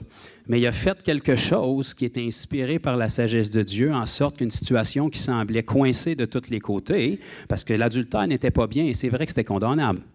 Mais Jésus ne l'a pas condamné pour faire valoir un point, mais ça y prenait une façon avec la sagesse de Dieu pour être capable de véhiculer ce point-là correctement. Donc, exemple de parole de sagesse. Maintenant, dans le penser comme Dieu, parole de connaissance, parole de sagesse, vous allez avoir aussi quelque chose qui est souvent mal utilisé, qui est le discernement des esprits. Donc ça, on va utiliser ça comme excuse aujourd'hui pour la délivrance. Donc, si vous n'avez pas le nom du démon, à quel endroit il est rentré, quel âge qu'ils ont, combien ils sont, comment ils parlent fort, sur quelle tonalité qu'ils chantent, quand ils chantent, si vous n'avez pas toutes ces informations-là, on ne peut pas chasser le démon. Ce n'est pas dans la Bible. Vous n'avez pas besoin d'avoir le nom d'un démon pour le chasser. Une police n'a pas besoin de votre nom pour vous arrêter. Va-t'en, c'est à 10 en sens inverse, à 200, ça ne me dérange pas ton nom, mais qui t'arrête, tu es arrêté pareil. Il t'arrête au nom de la loi, ton nom, il n'y en a rien à faire. Tu as enfreint la loi, il y a un droit légal contre toi. Bon, discernement des esprits, ça couvre tout le domaine spirituel, mais les esprits, il y en a plusieurs. Dieu est esprit. Qui a dit « Merci, ma soeur ». Dieu est esprit. Alléluia. Vous êtes esprit. Vous avez des corps en ce moment, mais votre corps, lui, a une durée limitée. Ce qui donne la vie à votre corps, c'est votre esprit. Les anges sont des esprits. La Bible nous dit dans Hébreu, les anges ne sont-ils pas tous des esprits au service de Dieu, envoyés pour exercer un ministère en faveur de ceux qui doivent hériter le salut? Donc, les anges sont des esprits, Dieu est un esprit, vous êtes des esprits. Les démons sont des esprits. Fait que là, c'est tous des esprits, ça. La Bible nous parle de discernement des esprits. Fait que l'Église a tellement un petit Jésus puis un très grand diable qu'automatiquement, là, c'est comme s'il faut avoir un panorama de tout ce qui se passe dans le domaine spirituel. Il faut savoir tous les démons sont où, puis comment est-ce qu'ils ont rentré. Puis ça, c'est une toute petite partie. En fait, on voit très peu ça même dans la vie de Jésus comparativement au reste. Ce qu'on voit plus fréquemment dans la vie de Jésus, puis les gens ne comprennent même pas que ça s'adresse au discernement des esprits directement, c'est que Jésus se retrouvait dans des situations, puis la Bible nous dit « Jésus connaissant leurs pensées ». Jésus savait quel esprit les animait. Il me lance des fleurs là, mais dans pas longtemps, ils vont me lancer des roches. Jésus, connaissant leurs pensées, connaissait l'esprit qui était dans l'homme. Pas tout le temps des démons, là. L'esprit humain est une chose, les démons sont un esprit, Dieu est un esprit, les anges sont des esprits. Donc, le discernement des esprits, ça couvre tout ça. Discernement, quand tu es avec quelqu'un, tu es capable de discerner assez rapidement quel esprit qu'il y a dans cette personne-là. Avant même de parler de démons. L'esprit de cette personne-là. Quand Paul parlait à Timothée, il lui disait le même esprit de foi qui était dans ta mère puis ton ta grand-mère habite en toi. Ce n'est pas un démon de foi ou un ange de foi, là. Il parlait d'une prédisposition de l'esprit de la personne. Donc, discernement des esprits, c'est tout ça aussi. Quand vous parlez avec quelqu'un, à travers le discernement des esprits, vous êtes capable de voir quels sont les motifs qui sont dans le cœur de quelqu'un. Quand Jésus a lavé les pieds de Judas avant d'être trahi, il savait très bien l'esprit qui était en Judas. Avant même que le démon rentre, là, je parlais de l'esprit de Judas lui-même. Il savait très bien que la trahison était là. Et dès le moment qu'il a pris le repas du Seigneur indignement, là, ça nous dit que le diable est rentré en lui. Mais avant que le diable rentre, il était sous l'influence du diable et c'est son esprit humain qui était influencé. Et Jésus avait discerné déjà, mais lui a lavé les pieds comme tous les autres. Discernement des esprits. Le discernement des esprits est quelque chose qui va vous aider dans votre vie chrétienne, dans vos associations, parce que tout n'est pas nécessairement bien parce que ça s'appelle chrétien. Il y a des chrétiens que vous allez devoir vous tenir loin. Pourquoi? Parce que tout ce qu'ils ont de chrétien, c'est leur titre. On reconnaît l'arbre à ses fruits. Il y a des gens où est-ce que vous n'allez pas manquer d'amour, mais vous allez devoir arrêter d'investir du temps. Parce qu'ils vont vous en siphonner, puis c'est les gens dans qui vous investissez le plus qui vont se revirer contre vous puis vous détruire. Les gens qui vont vous persécuter le plus puis qui vont vous faire le plus de tort, c'est les gens dans qui vous allez avoir le plus investi. C'est toujours comme ça. Qui est-ce que le diable a pris pour trahir Jésus? Il aurait pu prendre n'importe quel des 70, n'importe quel des milliers qui suivaient Jésus. Il en a pris un qui était dans les 12. À travers une fonction qu'il avait, gérer les finances. Donc, discerner les esprits, c'est très important. Oui, il y a une dimension angélique, oui, il y a une dimension pour les démons, mais ce qui est souvent négligé, c'est aussi l'esprit qu'il y a dans les gens. Donc, nos associations puis les gens avec qui on se place pour pouvoir grandir, c'est important de discerner l'esprit qu'il y a dans une personne. Quand tu parles avec elle en dehors de l'Église, c'est quoi qui sort de sa bouche? Quand tu parles avec elle, est-ce qu'elle te raconte tout le temps les choses de v'là 50 ans ou de v'là 30 ans ou de quand j'ai été sauvé ou c'est merveilleux quand tu as été sauvé, mais qu'est-ce qu'il fait depuis? Si tu vis sur tes témoignages du passé, c'est parce que tu n'en as plus depuis. C'est parce que ta relation a dérapé, fait que tu te fais des trophées avec ton passé. Fait que c'est important de distinguer l'esprit qu'il y a dans les gens. Généralement, quand tu es proche du Seigneur, en parlant 5-10 minutes avec quelqu'un, tu peux discerner l'intimité que cette personne-là a avec le Seigneur. Parce qu'après que le crétinois est passé, là, puis je t'aime bien, mon frère, alléluia, kumbaya, shabbat, shalom, puis une fois que tout ça est passé, là, on voit ce qu'il y a dans le fond. On voit si c'est bâti sur du sable ou s'il y a de la richesse. On voit qu'est-ce qui sort. On voit quand on commence à parler des choses sérieuses, s'il y a des paroles de sagesse qui sortent ou si on fait juste réciter des versets bibliques qu'on a appris sur notre dévotion quotidienne. On est capable de distinguer l'esprit qu'il y a dans quelqu'un. C'est un esprit qui est proche du Seigneur, c'est un esprit qui est loin du Seigneur. Ça ne change pas notre amour pour la personne, mais ça va changer comment on peut adresser les problèmes puis le temps qu'on va investir avec chacun. Fait que le discernement des esprits, c'est pour beaucoup plus que juste les démons puis la délivrance. Vous allez remarquer que Jésus, même s'il discernait les esprits, il n'a jamais travaillé plus fort pour Légion que pour les autres. OK. On va tomber dans le agir comme Dieu. Agir comme Dieu, don de la foi, don des miracles, don des guérisons. La foi, elle vient de Dieu. Les guérisons, vous ne ferez pas ça tout seul, puis des miracles, vous n'en ferez pas tout seul non plus. C'est toutes des choses qui font partie de la nature de Dieu. Pour lui, ce n'est pas un effort, c'est sa nature. Mais quand il opère ces dons-là à travers vous, peu importe de quelle façon il va les opérer, puis quel des dons il va opérer, c'est pour vous permettre d'agir comme lui. Donc, le don de la foi va vous permettre d'agir comme lui dans certaines situations que vous n'auriez pas pu dans le naturel. Le don des guérisons, bien, c'est très simple. Il va vous permettre d'agir face à la maladie comme vous n'auriez pas pu dans le naturel. Et le don des miracles, la même chose. Bon, maintenant, toutes les guérisons sont des miracles, c'est surnaturel. Mais il y a une distinction quand même entre les deux. Les guérisons, bien, c'est des guérisons.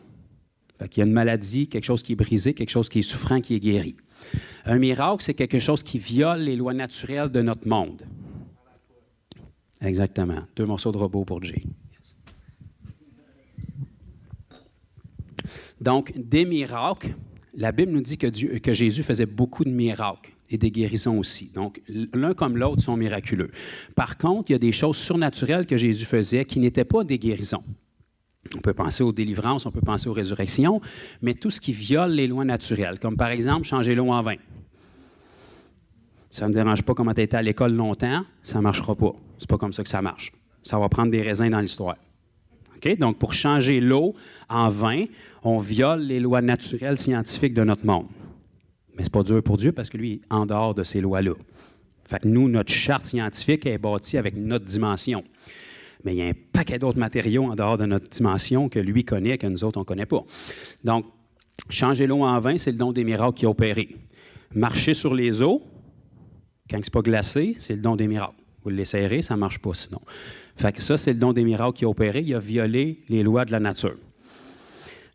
Non seulement ça, il y en a un autre qui est souvent échappé. Quand Jésus a marché sur les eaux, dans un des évangiles, ça nous dit que les disciples étaient ballottés dans la tempête. Ils étaient au milieu du lac de Tibériade.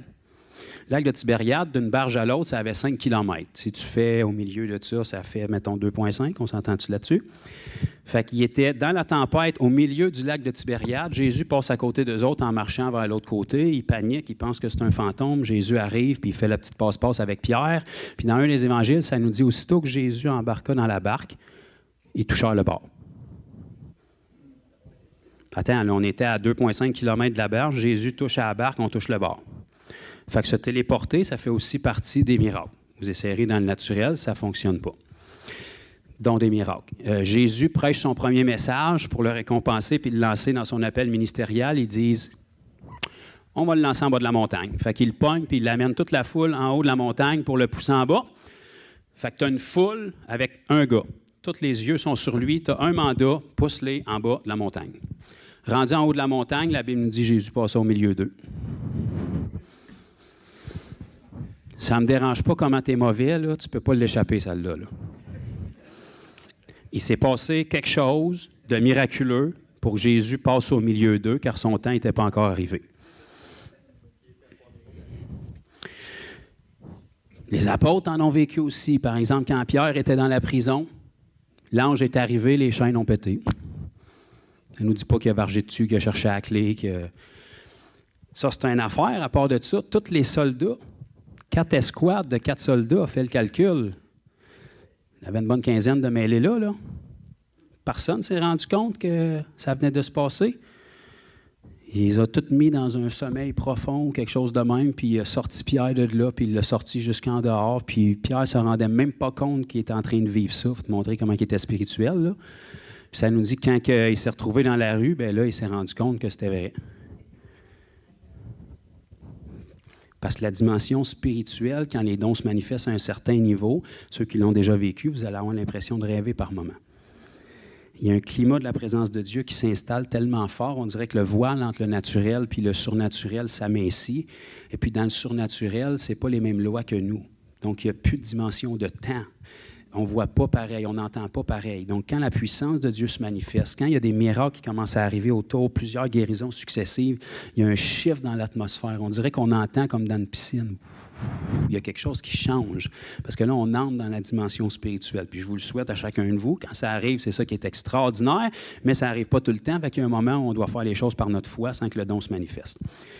Donc, don des miracles, on pourrait en nommer encore. Là, il y en a dans l'Ancien Testament aussi, que ce soit fendre la mer Rouge en deux pour marcher, que ce soit faire tenir le soleil de 10 degrés trop longtemps, toutes sortes de trucs comme ça qui violent naturellement les lois légales de notre monde. Donc ça, autant Jésus l'a vécu que les apôtres. Donc, est-ce qu'on comprend c'est quoi le don des miracles un petit peu? Donc, le but est tout le temps que Christ soit connu.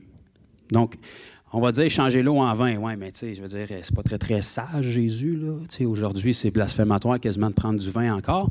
Donc, Jésus a changé l'eau en vin. Fait qu'aujourd'hui, il serait corrigé pour ça. De toute façon, il ne serait pas accepté dans son Église aujourd'hui non plus. Mais Jésus a fait ça pour un but. La Bible nous dit que c'est le premier miracle qu'il a fait à Cana. Et alors, ses disciples crurent en lui. Ah, voilà pourquoi il a fait ça. Fait que le but du don des miracles, c'est pas juste pour faire des prestiges, comme par exemple Simon le magicien faisait dans Actes chapitre 9, ou Élymas le magicien faisait un petit peu plus loin. Le diable va pervertir ça pour avoir un wow, pour faire de l'argent. Quand que Dieu opère le don des miracles à travers toi, c'est pour avoir un wow qui tourne les gens vers Dieu, pour que les gens sachent, les gens de ce monde, il y a un Dieu au ciel qui œuvre à travers cette personne-là. Je ne sais pas c'est qui, je ne comprends pas qu'est-ce qu'il me dit, il a l'air d'un imbécile heureux, mais je sais qu'il y a un Dieu au ciel qui est intervenu en ce moment dans cette situation-là. OK? Don des miracles. Don de la foi. Alléluia! Caroline, le temps passe vite. On prie que Dieu arrête le soleil à nouveau pour qu'on puisse... OK. Petite question. De la même manière qu'il y a une différence entre les guérisons puis le don des guérisons, il y a une différence entre la foi puis le don de la foi. J'ai eu un aha de mon Père. Amen. Je souhaite, autant pour moi que pour vous, que ce soit toujours le don des guérisons qui opère quand vous priez pour les malades. Malheureusement, dans mon 10 ans avec le Seigneur, la grande majorité des guérisons que j'ai vues opérer, ce n'est pas par le don guérison, c'est par ma foi que j'ai mis en action. Il y a une différence entre les deux. Le don des guérisons ici, c'est un sous-produit du baptême du Saint-Esprit que Paul enseigne ici dans le Nouveau Testament, après que le Saint-Esprit était déversé. Pourtant, les apôtres qui n'étaient pas nés de nouveau à l'époque de Jésus, qui n'avaient pas le Saint-Esprit sur eux encore moins, ni en eux, ont opéré des guérisons. Fait que ce n'est pas par le don des guérisons qu'ils l'ont opéré. C'est par la foi dans l'autorité du nom de Jésus. Il y a même un homme qui n'était pas parmi les 12 qui ont vu chasser des démons au nom de Jésus. Ils ont même dit à Jésus, on avait un homme qui n'était pas avec nous qui chassait les démons à ton nom, puis on a voulu l'empêcher. De toute évidence, il n'y avait pas le manteau de Christ sur lui. Il ne faisait même pas partie des 12. Jésus lui a dit, empêchez-les pas. Personne ne peut faire un miracle en mon nom et dire du mal de moi après. On a besoin de toute l'aide nécessaire. Donc, à l'époque des évangiles, qui était encore ancienne alliance, personne n'était né de nouveau ni baptisé du Saint-Esprit, à part Jésus, qui n'était pas nécessairement né de nouveau parce qu'il est né comme ça. Il opérait des guérisons déjà. C'est différent du don des guérisons. La majorité des guérisons que j'ai vues depuis que j'opère là-dedans, c'est à travers ma foi, simplement en croyant pour la personne. Quand le don des guérisons opère, c'est un tout autre niveau. On veut que ça arrive, malheureusement, on dirait que ce n'est pas tout le temps nous autres qui décident, mais quand le don des guérisons arrive et se manifeste, ça ne me dérange pas t'es qui, ça ne me dérange pas à quoi tu ressembles, ça ne me dérange pas le problème qui est devant toi, puis ça ne me dérange pas ce que tu fais, la personne va être guérie. Les fois où je l'ai vu arriver, c'est après quelques guérisons successives, où est-ce que là, il y a plein de monde qui sont en besoin autour. Après 3-4 guérisons, il y a un chiffre qui se fait tout d'un coup, puis là, peu importe ce que tu fais, les gens sont guéris. Tu peux éternuer, tu peux cracher, tu peux claquer des doigts, tu peux lui donner un coup de pied, ça n'a pas d'importance ce que tu fais, c'est le don qui est en train d'opérer. C'est même plus ta foi qui est impliquée dans l'histoire, parce que si je te donne un don, même si toi, tu n'avais rien avant, dès le moment que tu l'as, tu l'as. Donc là, c'est Dieu qui est en train d'opérer, puis ta foi n'est même pas impliquée, ni la foi des gens qui sont là, et ça, on veut rester le plus longtemps possible là-dedans. C'est pour ça que les gens voient des hommes ou des femmes opérer là-dedans, puis ils font des idoles avec, puis après ça, ils revoient dans leur quotidien, puis peux-tu refaire qu'est-ce que tu viens de faire, qu'est-ce que j'ai vu sur une vidéo, qu'est-ce que j'ai vu dans une conférence, qu'est-ce que j'ai ici, j'ai ça. Non, il ne peut pas le refaire, parce que quand tu le rencontres à l'épicerie, il est dans sa foi à lui, il n'est pas dans le don qu'il opérait dans la conférence. Fait qu'enlève tes yeux sur l'homme, puis c'est un homme comme toi, puis c'est une femme comme toi. Puis quand le don de guérison opère, il est capable de faire n'importe quoi parce que c'est Dieu qui le fait. Puis quand il est dans le naturel comme toi, bien, il doit combattre l'incrédulité comme tout le monde. Il doit se botter dans le derrière puis utiliser sa foi. Mais si on veut être capable d'entrer dans le don des guérisons, il faut commencer par les opérer par notre propre foi à nous autres, puis après, le don a beaucoup plus de chances de se manifester. Même chose avec le don de la foi. La Bible dit que c'est par la grâce qu'on est sauvé au moyen de la foi. Éphésiens 2,8, alléluia. Donc, de toute évidence, si ça prend la foi pour pouvoir être sauvé, ça veut dire qu'avant d'être sauvé, on a la foi. Elle n'est juste pas placée en Jésus. La Bible nous dit que Dieu a départi dans le cœur de chaque homme la mesure de foi. La foi, ça ne fait absolument rien dans la vie de personne. C'est quand on la place en quelqu'un, qui est Jésus, que le miracle peut se produire. Donc, tous les gens du monde qui ne connaissent pas Christ ont une mesure de foi en eux. En fait, c'est la mesure de foi. La foi, ce n'est pas la quantité qui compte, c'est la présence. Gros comme un grain de sénévé placé à la bonne place, ça peut faire n'importe quoi. Donc, si tu as la foi avant d'être sauvé, c'est par cette foi-là que tu peux être sauvé. Ça veut dire que le don de foi, c'est quelque chose de différent. Parce que si ça prenait le don de la foi pour être sauvé, tu ne peux pas avoir le don qui vient du baptême du Saint-Esprit avant d'être sauvé, parce que tu n'as pas le baptême du Saint-Esprit. Est-ce que quelqu'un suit ou c'est trop compliqué? Donc, les dons découlent de la puissance du Saint-Esprit quand tu es baptisé. Donc, si la foi est un don, de toute évidence, la foi que tu as quand tu n'es pas sauvé, pour pouvoir être sauvé, ce n'est pas le don de la foi. C'est la même foi, mais différemment. Pareil comme une guérison que tu fais par ta foi ou le don des guérisons. Fait qu'il y a une différence entre les deux. Le don de la foi, on va le voir qui va opérer dans des situations où est-ce que, pareil comme le don des guérisons, c'est au-delà de tes capacités dans le naturel. Fait qu'il faut que le don commence à opérer. La foi, c'est la même chose. Si tu es né de nouveau, c'est sûr que tu l'as, la foi. Tu l'avais avant d'être né de nouveau. Si tu es né de nouveau, tu l'as placé en Jésus puis tu as vécu un miracle. Puis c'est ça qui te garde accroché au Seigneur depuis, de toute façon. Hein? Ce n'est pas une prière qu'on a faite ou une bonne intention qu'on avait il y a 20 ans qui nous sauve. Là. C'est qu'on reste accroché à la vigne, puis qu'on reste accroché au serment. Puis si on reste accroché jusqu'à la fin, bien là, on va être trouvé comme des bons et fidèles serviteurs. Bon, cette foi-là, ceci étant dit, à un moment donné, il va faire face à des situations qui sont au-delà de ses capacités. Tu n'es pas capable de croire pour le problème qui est devant toi dans la situation actuelle où est-ce qu'elle est ta foi. Alors, le don de foi va intervenir et là, tu vas dire, je ne sais pas pourquoi dans cette situation-là, j'avais aucune occasion particulièrement d'avoir la foi. Il n'y avait rien qui était favorable dans ce que je voyais autour de moi. Il n'y avait rien qui était favorable dans les gens qui m'entouraient. En fait, ils me tiraient tout vers le bas, mais je ne sais pas pourquoi dans cette situation-là, je suis dans une paix surnaturelle et je sais qu'il y a quelque chose de l'autre bord du problème, puis je sais que la solution est toute proche. J'ai rien de favorable pour pouvoir croire, mais en ce moment, je crois puis je suis dans la paix. Le don de foi se manifeste pour toi. Pour que les gens autour qui se diraient « aucun humain peut traverser ça, puis aucun humain peut rester accroché », bien toi, tu passes surnaturellement. Mais tu ne prends pas la gloire pour toi, c'est le don de foi qui s'est manifesté et qui m'a permis de tenir ferme dans cette situation-là. Parce que je sais très bien que dans le naturel, sur ma propre foi, je ne serais pas arrivé. Mais il y a une force surnaturelle qui est venue en moi, puis plus ça allait mal, plus j'étais dans la confiance, puis plus je savais que la gloire de Dieu allait éclater. Le don de la foi qui s'est manifesté, qui te permet dans cette situation-là spécifique d'agir comme Jésus aurait agi. Fait que le don de la foi, don des guérisons, don d'un miracle, un groupe qui nous permet d'agir comme Dieu. Premier groupe qu'on a regardé qui nous permet de penser comme Dieu, parole de connaissance, parole de sagesse, discernement des esprits. Et le dernier groupe, finalement, puis on termine avec ça, qui nous permet de parler comme Dieu.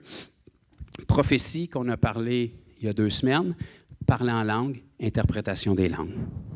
Tout ça, c'est de la prophétie.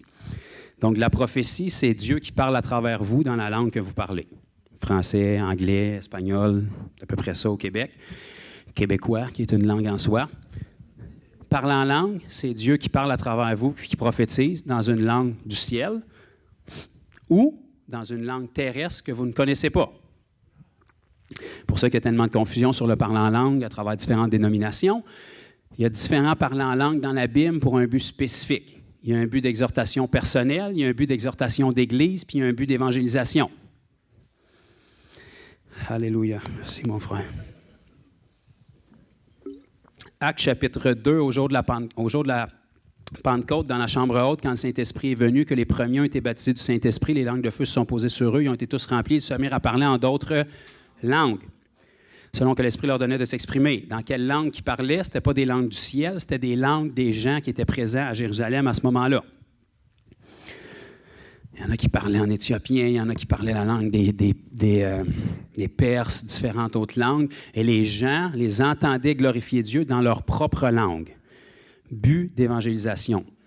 Le Seigneur parlait à travers eux dans des langues terrestres, mais qu'eux ne connaissaient pas. C'est les langues, mais il n'y a pas besoin d'interprétation parce qu'ils sont comprises par quelqu'un, que c'est sa langue. Dont des langues. Dont des langues, dans Corinthiens chapitre 14, Paul enseignait, car celui qui prie en langue, personne ne le comprend. Fait que de toute évidence, ça, ce n'est pas en français, ce n'est pas dans une langue que quelqu'un peut comprendre. Car il nous dit, c'est en esprit qu'il prie des mystères sur sa vie. Ah, encore le don des langues, mais différent. Personne n'a besoin de comprendre parce que tu ne parles pas à personne, tu parles à Dieu. Dieu comprend ce qu'il dit parce que tu es en train de parler en langue d'ange, c'est lui qui a donné les langues aux anges. La Bible nous dit que l'amour est plus important que tout, que tu peux prophétiser, tu peux déplacer des montagnes, que tu peux parler les langues des hommes et des anges. Ça veut dire que les anges ont des langues. Donc, si les anges demeurent au ciel et ils ont des langues, ça veut dire qu'il y a un langage céleste. Ça veut dire que quand tu parles en langue toute seule chez toi ou peu importe dans la rue à toi-même, tu es en train de parler dans des langues célestes que personne n'a besoin de comprendre parce que tu ne parles pas à personne, tu parles à Dieu. Et Dieu les comprend parce que c'est lui qui les fait parler à travers toi puis il est en train de prier des mystères sur ta vie. Donc, il n'y a pas besoin d'interprétation. Si tu es ici un samedi matin ou n'importe quel autre jour de la semaine puis tu m'interromps pendant que je parle, je n'ai pas de problème à ça, tu pars en langue. Là, personne ne te comprend, à moins que tu parles dans une langue connue de quelqu'un qui est ici ou que tu parles dans un langage céleste et qu'il y a une interprétation. À ce moment-là, ta langue va devenir une prophétie. Que tu l'aies dit en français initialement ou que tu l'aies dit en langue céleste avant puis qu'elle est transcrite en français après, on s'en fout, le message est véhiculé puis tout le monde est béni. C'est les mêmes langues utilisées de 3 manières différentes avec des buts différents. Mais dans les 3 cas, c'est pour parler comme Dieu. Donc, les langue avec le don d'interprétation, c'est quand tu parles une langue céleste devant les gens, tu es tout seul à être béni, là. Toutes les autres ont hâte que tu te la fermes. Parce qu'écouter quelqu'un parler une langue que tu ne connais pas, il n'y a pas grand-chose de plus agressant que ça. J'ai rien contre le mandarin, là, mais après 2 minutes, là, change de poste, s'il te plaît. Ça m'agresse. Ça ne me dérange pas que tu parles en langue. Mais si tu parles en langue avec des gens et que ça les enterre, bien, il faut qu'il y ait une interprétation qui soit là. Sinon, parle en langue tant que tu veux, parle à toi-même. Quand on est ici et que le pic de louange est là, crie en langue si tu veux, tu ne dérangeras pas personne, là. Il n'y a pas de problème là. La Bible nous parle d'un ordre lorsque tu parles en langue pour déranger ce qui est fait, parce que là, ce n'est plus dans l'amour. Si tu interromps la prédication, ce n'est plus dans l'amour parce que les gens n'en bénéficient pas, à moins qu'il y ait une interprétation. Si tu interromps la louange, ce n'est plus dans l'amour parce que les gens n'en bénéficient pas, parce qu'ils n'entendent pas ce que tu dis, tu es tout seul à être béni. Mais tu peux le faire librement s'il y a une interprétation de toi ou de quelqu'un d'autre. Mais ça revient tout au même principe de prophétie. L'idéal serait qu'on ne soit pas obligé de passer par le don des langues puis de l'interprétation puis que tu l'aies tout de suite en français pour que tout le monde comprenne. Mais si c'est un autre don qui se manifeste, si l'interprétation est là, ça revient au même. Langue interprétée égale prophétie. Langue pas interprétée égale prophétie sur ta vie, toi toute seule. Parce que tu parles à Dieu, puis Dieu prie des mystères sur ta vie pour ce que tu vas vivre demain, après-demain, le mois prochain, l'année prochaine. Personne n'a besoin de comprendre parce que c'est à Dieu que tu parles. Fait que c'est toutes les mêmes langues à différentes personnes, à différents publics cibles, avec des buts différents, mais c'est tout pour parler comme Dieu. Alléluia. Prophétie, don des langues, interprétation des langues. Donc, ça fait le tour rapidement, très rapidement, des langues et de tous les autres dons. Il y aurait beaucoup à dire. Donc, ce que je voudrais que vous reteniez de ça, c'est que les dons sont là pour tout le monde. Ce sont des cadeaux qui nous viennent de Dieu pour être capables de combler les besoins des gens. En fait, peu importe le don à travers lequel vous allez couler, c'est une manifestation de l'amour de Dieu pour un besoin spécifique dans la vie des gens que Dieu vous permet de combler alors que vous ne pouvez pas dans le naturel. Fait que c'est une grâce qui est manifestée à travers vous. Donc, parler de l'amour de Dieu à quelqu'un qui est malade, s'il n'y a pas le pont de la guérison entre les deux, vos paroles sont presque en vain. Parce que l'amour de Dieu, elle a une couleur, elle a une forme, elle a une saveur. Puis pour quelqu'un qui est malade, c'est la guérison. N'importe quel autre don, c'est le même principe. Donc, c'est une manifestation de l'amour de Dieu qui vient cibler un besoin dans la vie de la personne dans laquelle vous semez. Donc, on en a besoin. Parce que la Bible nous dit que c'est la bonté de Dieu qui pousse les gens à la repentance. Pour que les gens expérimentent la bonté de Dieu, c'est dans leurs besoins comblés. Les gens qui venaient à Jésus à l'époque de la parole, ils ne venaient pas parce qu'ils aimaient Jésus puis parce qu'ils aimaient ce que Jésus avait à dire bien souvent. Ils venaient avec un besoin. Dieu rencontrait par Jésus le besoin, puis ces gens-là étaient accrochés puis voulaient en découvrir plus sur la personne de Jésus. Même chose avec nous aujourd'hui. Peu importe à travers quel don Dieu vous utilise, c'est pour rencontrer un besoin qu'une personne a. Et parce que cette personne-là a trouvé la réponse en Jésus qu'elle n'a pas trouvé nulle part ailleurs, elle veut en savoir plus sur ce Jésus-là. Vous avez été juste l'outil qui a été utilisé. Mais si vous êtes fermé au don, vous n'aspirez pas au don, bien, le Seigneur est bloqué. Il voit le besoin, mais il ne peut pas passer à travers vous. Parce que vous n'êtes pas volontaire, parce que vous n'avez pas mis la foi, parce que vous n'avez pas mis l'obéissance de persévérer. Tout s'exerce. Vous savez, personne n'est bon du premier coup à quelque chose dans la vie. Personne n'a décollé quand il était bébé en courant le marathon. On a tous commencé à ramper, à rouler, à marcher à genoux, à marcher, puis à courir après. Donc, les dons, c'est la même chose. On les a, mais il faut tous commencer quelque part. Plus on s'exerce, plus on va les peaufiner. Mais comme ils nous sont donnés spécifiquement pour faire connaître Christ, la meilleure façon pour les exercer, puis le meilleur endroit plus propice à ça, c'est dans la moisson. C'est le but pour lequel ils nous ont été donnés, pour faire de toutes les nations des disciples. C'est le meilleur endroit où vous allez ressentir la puissance de Dieu aussi. Si on ne se place pas dans des positions où est-ce qu'on sollicite que Dieu intervienne, puis on est seulement capable dans nos propres efforts, vous n'allez pas ressentir la présence de Dieu beaucoup, parce que vous n'avez pas besoin de lui. Vous êtes capable dans vos propres efforts. Vous êtes capable de donner un tract avec Jean 3,16 dessus. Vous êtes capable de dire à quelqu'un, viens à l'église samedi. Faites-les pas, s'il vous plaît, amenez-le au Seigneur avant. Si vous n'êtes pas équipé pour l'amener au Seigneur, c'est pour ça qu'on est là à l'église, pour vous équiper. Alléluia. J'entends une douce mélodie. Ah, c'est ma soeur. Donc, est-ce que vous avez soutiré un petit quelque chose ce matin de ce que vous avez entendu? Est-ce que ça a éclairci des choses? Après, c'est vraiment dans l'application, si vous aspirez à ces choses-là, puis vous faites des pas de foi, que vous allez commencer à saisir ce que je vous dis davantage.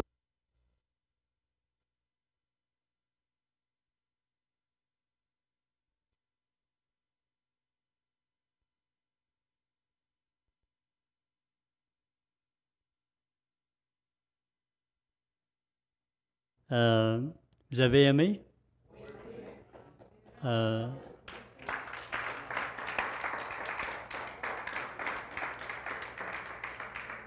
L'idée pour laquelle on l'a fait aujourd'hui, c'est que vous puissiez voir avec quel genre de gens on va travailler, quels sont ceux qui vont s'investir dans nos vies, dans la vie de l'Église et dans la région ici avec nous. Alors, je vais prendre quelques minutes pour vous parler. Alors, nous sommes aujourd'hui avec le conseil d'administration. Alors, vous comprenez pourquoi je vous avais dit d'être à l'écoute et d'écouter les anecdotes qui allaient servir parce qu'ils sont spéciales, ils sont uniques. En 45 ans de vie chrétienne, j'ai entendu parler des dons spirituels maintes et maintes fois. J'ai entendu prêcher sur les dons spirituels maintes et maintes fois et j'ai jamais entendu quelque chose d'aussi merveilleux, d'aussi complet, d'aussi beau, d'aussi important. Et moi, ça fait 5e fois que je l'écoute. Et je peux vous dire qu'à chaque fois, ça approfondit encore mon amour pour Dieu, ma connaissance du Seigneur et l'importance des dons spirituels dans ma vie et dans la vie de l'Église. Amen? Et c'est merveilleux.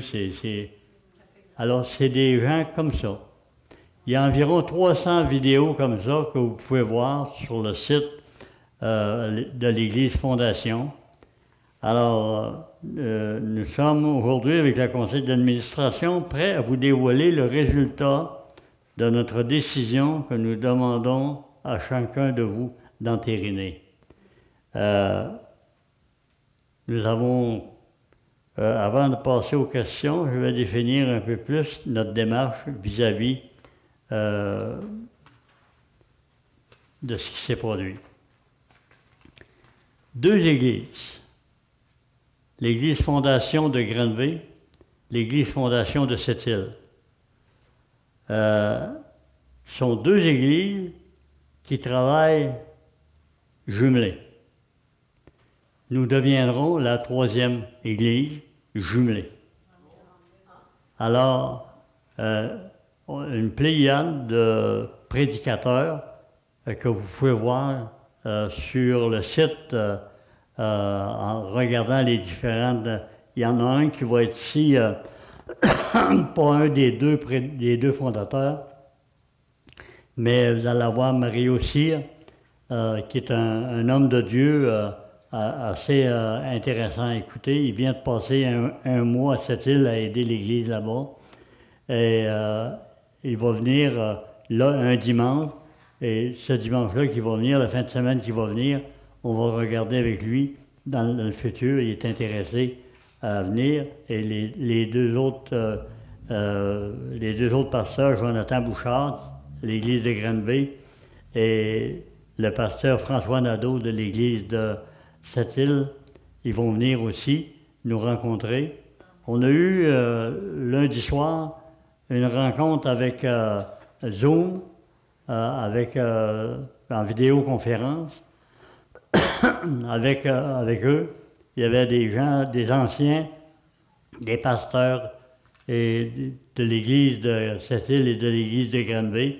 Et Michel, Benoît et moi, on était aussi avec eux sur ce vidéo de rencontre et où on exposait. Et il y a des choses, les gens de ces deux églises-là sont emballés. On a eu de la visite d'eux, vous n'avez pas eu la connaissance parce qu'ils sont venus, pour les uns, ils sont venus, ils devaient repartir le samedi, ils sont venus le vendredi, puis et on les a rencontrés, ils nous ont, c'était des anciens de l'église de Granby.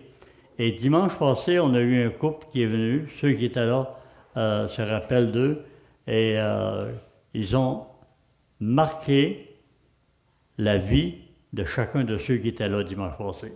Ça, c'est un couple d'anciens de l'Église. Alors, je peux vous dire une chose, que quand tu côtoies ces gens-là, tu vois le produit formé. Tu vois le résultat de leur travail, de la formation. La formation de disciples, il y a une formation de disciples qu'on peut prendre sur Zoom, en conférence, qui est disponible. On vous donnera les détails là-dessus. Michel ou Benoît vont vous s'organiser pour vous donner toute l'information là-dessus, qui peuvent être suivies de loin. Il y a déjà 300 personnes, 350 personnes qui ont suivi ou qui suivent ce cours de formation de disciples. Alors, ces assemblées-là sont axées beaucoup, principalement sur l'évangélisation et la formation de disciples. Chaque croyant est pris en charge dans la formation de disciples, pas pour en faire des chrétiens. Des chrétiens, il y en a à la tonne dans le monde, mais il n'y en a pas beaucoup qui marchent avec Dieu. Des disciples, il faut en avoir beaucoup. Les disciples, c'est des gens qui marchent avec Dieu.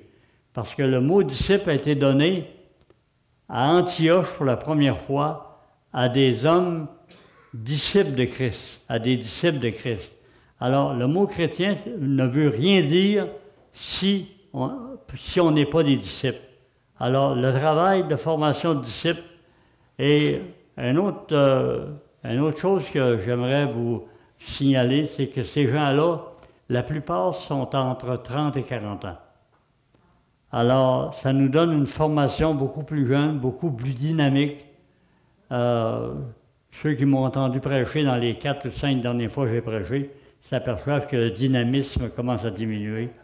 Même si quelquefois, comme dimanche passé, j'ai donné un message que je crois assez bon. Et les messages sont bons, mais il manque de jeunesse, il manque de punch. Il faut se reconnaître dans nos problèmes, dans nos difficultés. Il faut se reconnaître. Il faut reconnaître quand la fin s'approche, quand les forces diminuent. On devait seulement qu'à lire dans l'Ecclésiaste, quand la fin vient, il l'explique très bien, Ecclésiaste 12. Alors, quand on commence à avoir les oreilles avec des plugs, quand on commence à avoir des lunettes, quand on a des dentiers, quand on a un pacemaker, quand on a une jambe avec une hanche en acier, vous savez, hein? Une canne, on s'appelle. On n'est pas fou, là. Si on est intelligent un peu, on se rend compte qu'on a diminué.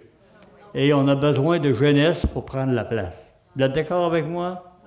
On a besoin de personnes plus jeunes. Ce pas des enfants, là, mais c'est des gens d'un âge entre... et il attire beaucoup les jeunes, il y a beaucoup de jeunesse, il y a beaucoup de petites familles avec des enfants. Alors ça va... On n'a jamais été capable de meubler notre assemblée avec des jeunes. Et la bonne raison, c'est que il y a un temps, tout le monde était presque aussi vieux que moi. Excepté... alors ça, il faut voir les choses en face. Alors nous, c'est sûr, on propose, on a pris l'engagement. Et puis on vous demande d'entériner, de nous appuyer dans cette démarche. Ces gens-là vont venir, comme j'ai dit, les pasteurs vont venir, les pasteurs en charge des assemblées, les anciens, des pasteurs qui le recommandent. On n'ira pas avec rien, qu'on ne prend pas, les trois églises ne prennent pas la décision d'accepter. On ne prendra pas de charge. Alors, nous aurons les services de leurs pasteurs, comme j'ai dit, et on va... C'est sûr que nous sommes bien équipés ici. Un dimanche du mois de février, il y a un prophète qui a été à Granby. Et il ne nous connaissait pas. Personne ne nous connaissait à Granby. On a commencé à prendre pied avec eux autres avril, mai. Parce que mon frère va dans une des églises à cette île. Ouais. Il nous parlait de ce qu'il recevait. Et on a commencé à examiner. Il y a 5 ans, quand je suis tombé malade, on avait appelé Jonathan. Parce qu'on écoutait déjà ses messages, puis on voyait la profondeur de ses messages. Et je suis tombé malade et on n'a pas pu donner suite. Et on s'était promis que s'il y avait à un moment donné quelqu'un qu'on inviterait, c'était cet homme-là, et regarder son équipe avec vous autres. Alors là, c'est fait. Et les conseils d'administration, on n'a pas encore de conseil d'anciens, vous le savez, à cause de tout ce qui est arrivé. Ça va venir. On va attendre la formation des trois églises ensemble. Tout ce qu'on est ici, les bâtiments, ça va tout servir. On a parlé avec eux autres. Il va y avoir un engagement que ça serve pour la région. On ne dit pas qu'on n'aidera pas les autres, si c'est possible, et que d'autres ne nous aideront pas non plus, parce que à l'église de Granby, qui n'est pas des grandes églises, là, à l'église de Granby, dernièrement, ils ont fait une levée de fonds pour aller chercher 12 familles, avec d'autres églises, aller chercher 12 familles de Pakistanais qui vivent en esclavage dans les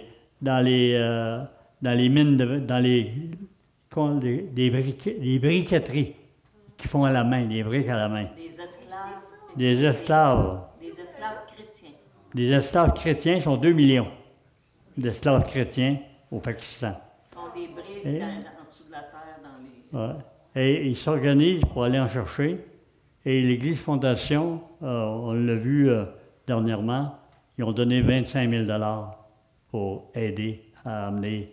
Alors, ils ne sont pas seulement impliqués autour d'eux autres, comme Jonathan dit, ils ne regardent pas seulement leur nombril, ils regardent à l'expansion de l'œuvre, puis à créer une dynamique qui va créer des choses. Puis ils vont partout dans les salons ésotériques, ils louent des kiosques, puis ils vont parler de Jésus, là, ils prient pour les sont partout. À Granby, ils ont même une cure, une grande cure, qui amène sur les parcs. Ils font l'évangélisation. Puis si des personnes veulent être baptisées, ils les baptisent là dans la cure. Alors, ils sont vraiment engagés, ils sont vraiment dynamiques. Ils sont bibliques. Ils sont pas... c'est pas une église de col blanc, si on veut dire ainsi. C'est pas une église de personnes qui se prennent pour d'autres. C'est une assemblée de gens simples, mais qui connaissent en profondeur la parole de Dieu. Et... oui, ma soeur? Vous avez commencé, vous n'avez pas terminé la prophétie reçue. La prophétie de M. Par les églises. Ah, la prophétie, excusez-moi.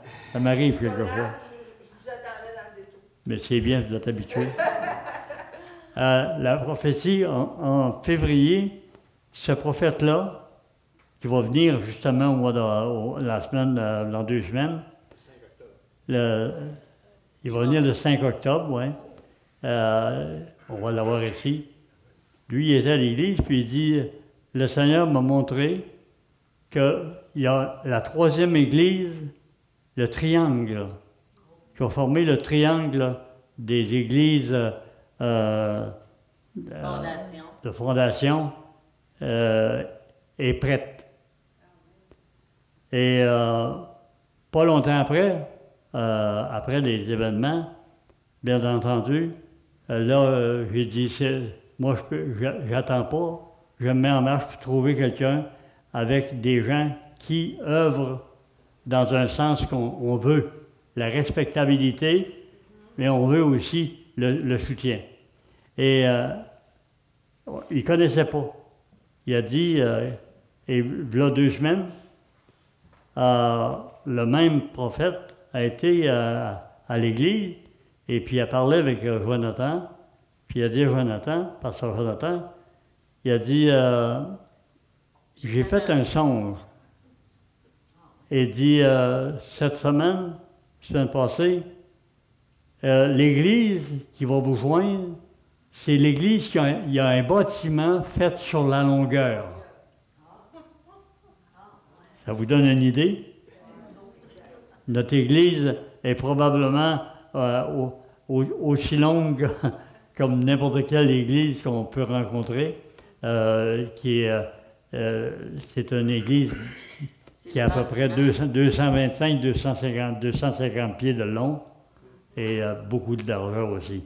Alors, eux autres, ils ont été impressionnés quand ils ont entendu ça, parce qu'ils avaient vu les bâtiments quand ils sont venus, les anciens, et ils ont vu en cela encore un jalon de plus sur la volonté de Dieu pour l'Assemblée ici.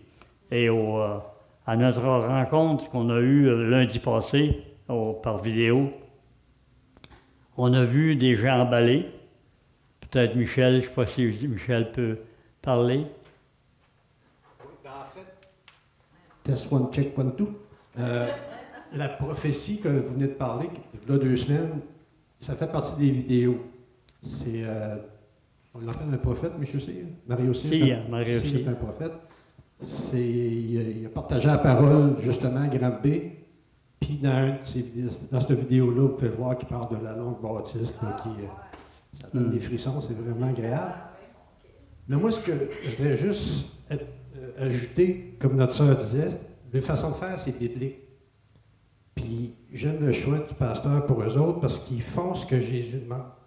Ils vont sur le terrain comme Jésus demande, dans Jean 20, 21, puis les autres versets. J'ai plus confiance aux gars à côté de moi pour les nommer, là, mais ils font ce que Jésus demande. La Sainte Seine, c'est pas 10 minutes. Ils s'installent en groupe, ils prient, c'est solide. Ils se lavent les pieds les uns des autres. De temps à autre. De temps à autre, oui, c'est pas tous les matins. Ouais. Je serais gêné. Puis, les fruits ou la bénédiction est là parce qu'ils vont au salon des femmes, puis tout, puis dans le vidéo, ils font des miracles. Fait ils font ce que Jésus demande, puis le Seigneur leur donne la possibilité, puis le choix du vidéo aujourd'hui, des dons, c'est le meilleur choix que vous auriez pu faire pour démontrer justement l'image de cette Église-là. On est rendu là, puis c'est ça que Jésus veut. C'est ce que Jésus veut. Allez-y, faites. Soyons des disciples. On ne peut pas vous présenter plus. Je pense qu'on n'a pas besoin de plus en voir. On est dans un temps de changement.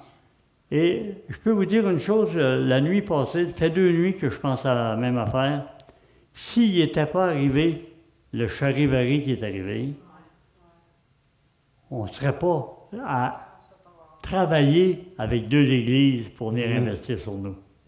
On essaierait de trouver quelqu'un, un homme, un couple qui viendrait et qui ferait le possible pour faire avancer l'Assemblée. Et tandis que là, à cause de tout ce qui est arrivé, ça nous prend une équipe plus grande qui vient nous aider à faire avancer notre Église plus loin, plus loin, plus loin, plus haut. Amen? Alors, si vous êtes d'accord avec moi ce matin, moi, je vous demande de lever la main, ceux qui sont d'accord avec ce qu'on projette. Alors, on a une majorité des gens qui viennent à l'Assemblée régulièrement. Alors, on prend votre signal et on se met de l'avant là-dessus avec eux et que Dieu nous guide vers les plus hauts sommets. Amen. À la gloire de Dieu. À la gloire de Dieu. Pardon? Est-ce qu'il y en a qui ont des questions? Voilà. Moi, je veux juste dire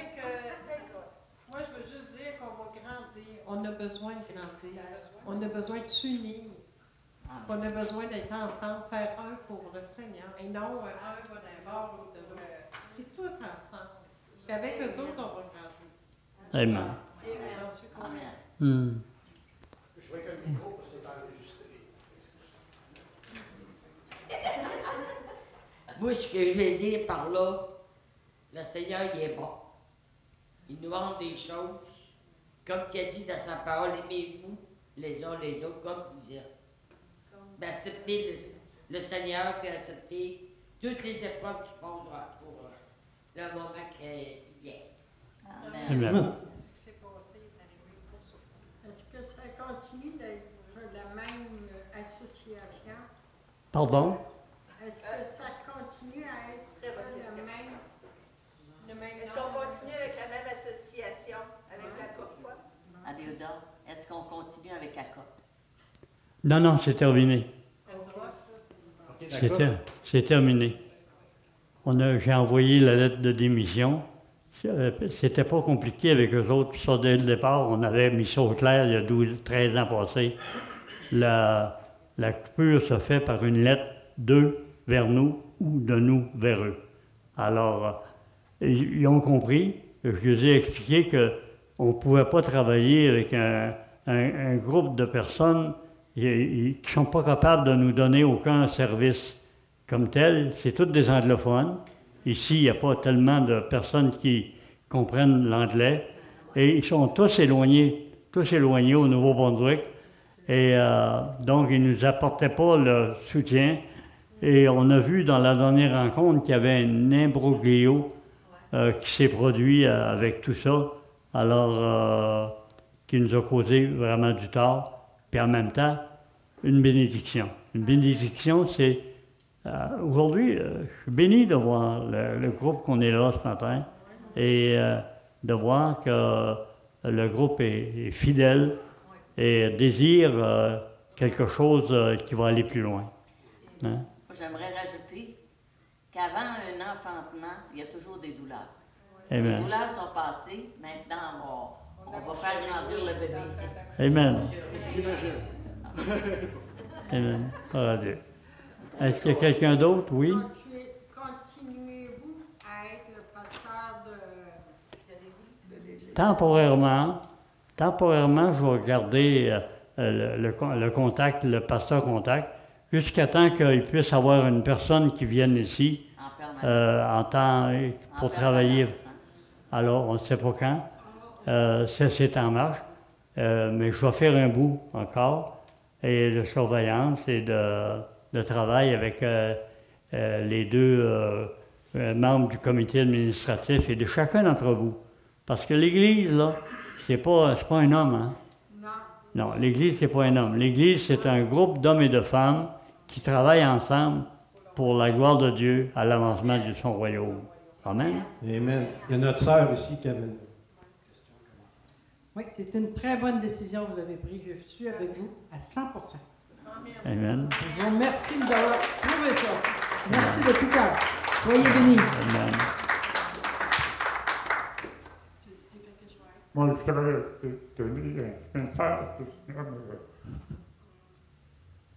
me réveillé durant la nuit.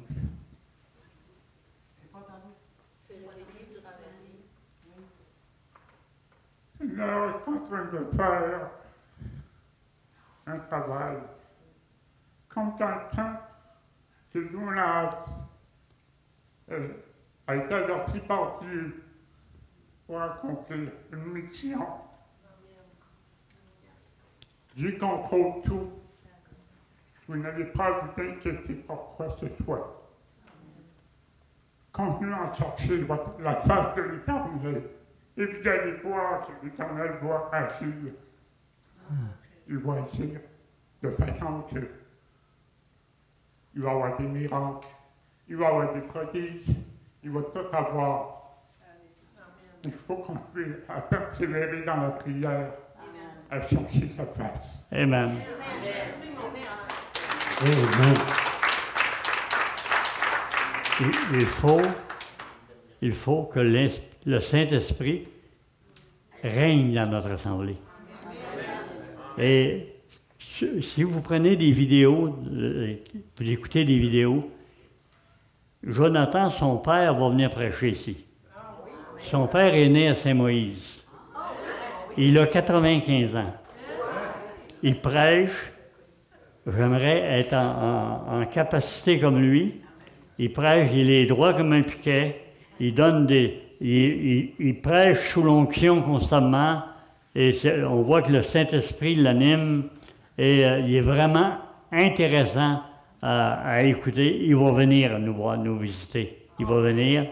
Et le Saint-Esprit et le mouvement est tous axés sur l'action du Saint-Esprit parmi l'Église.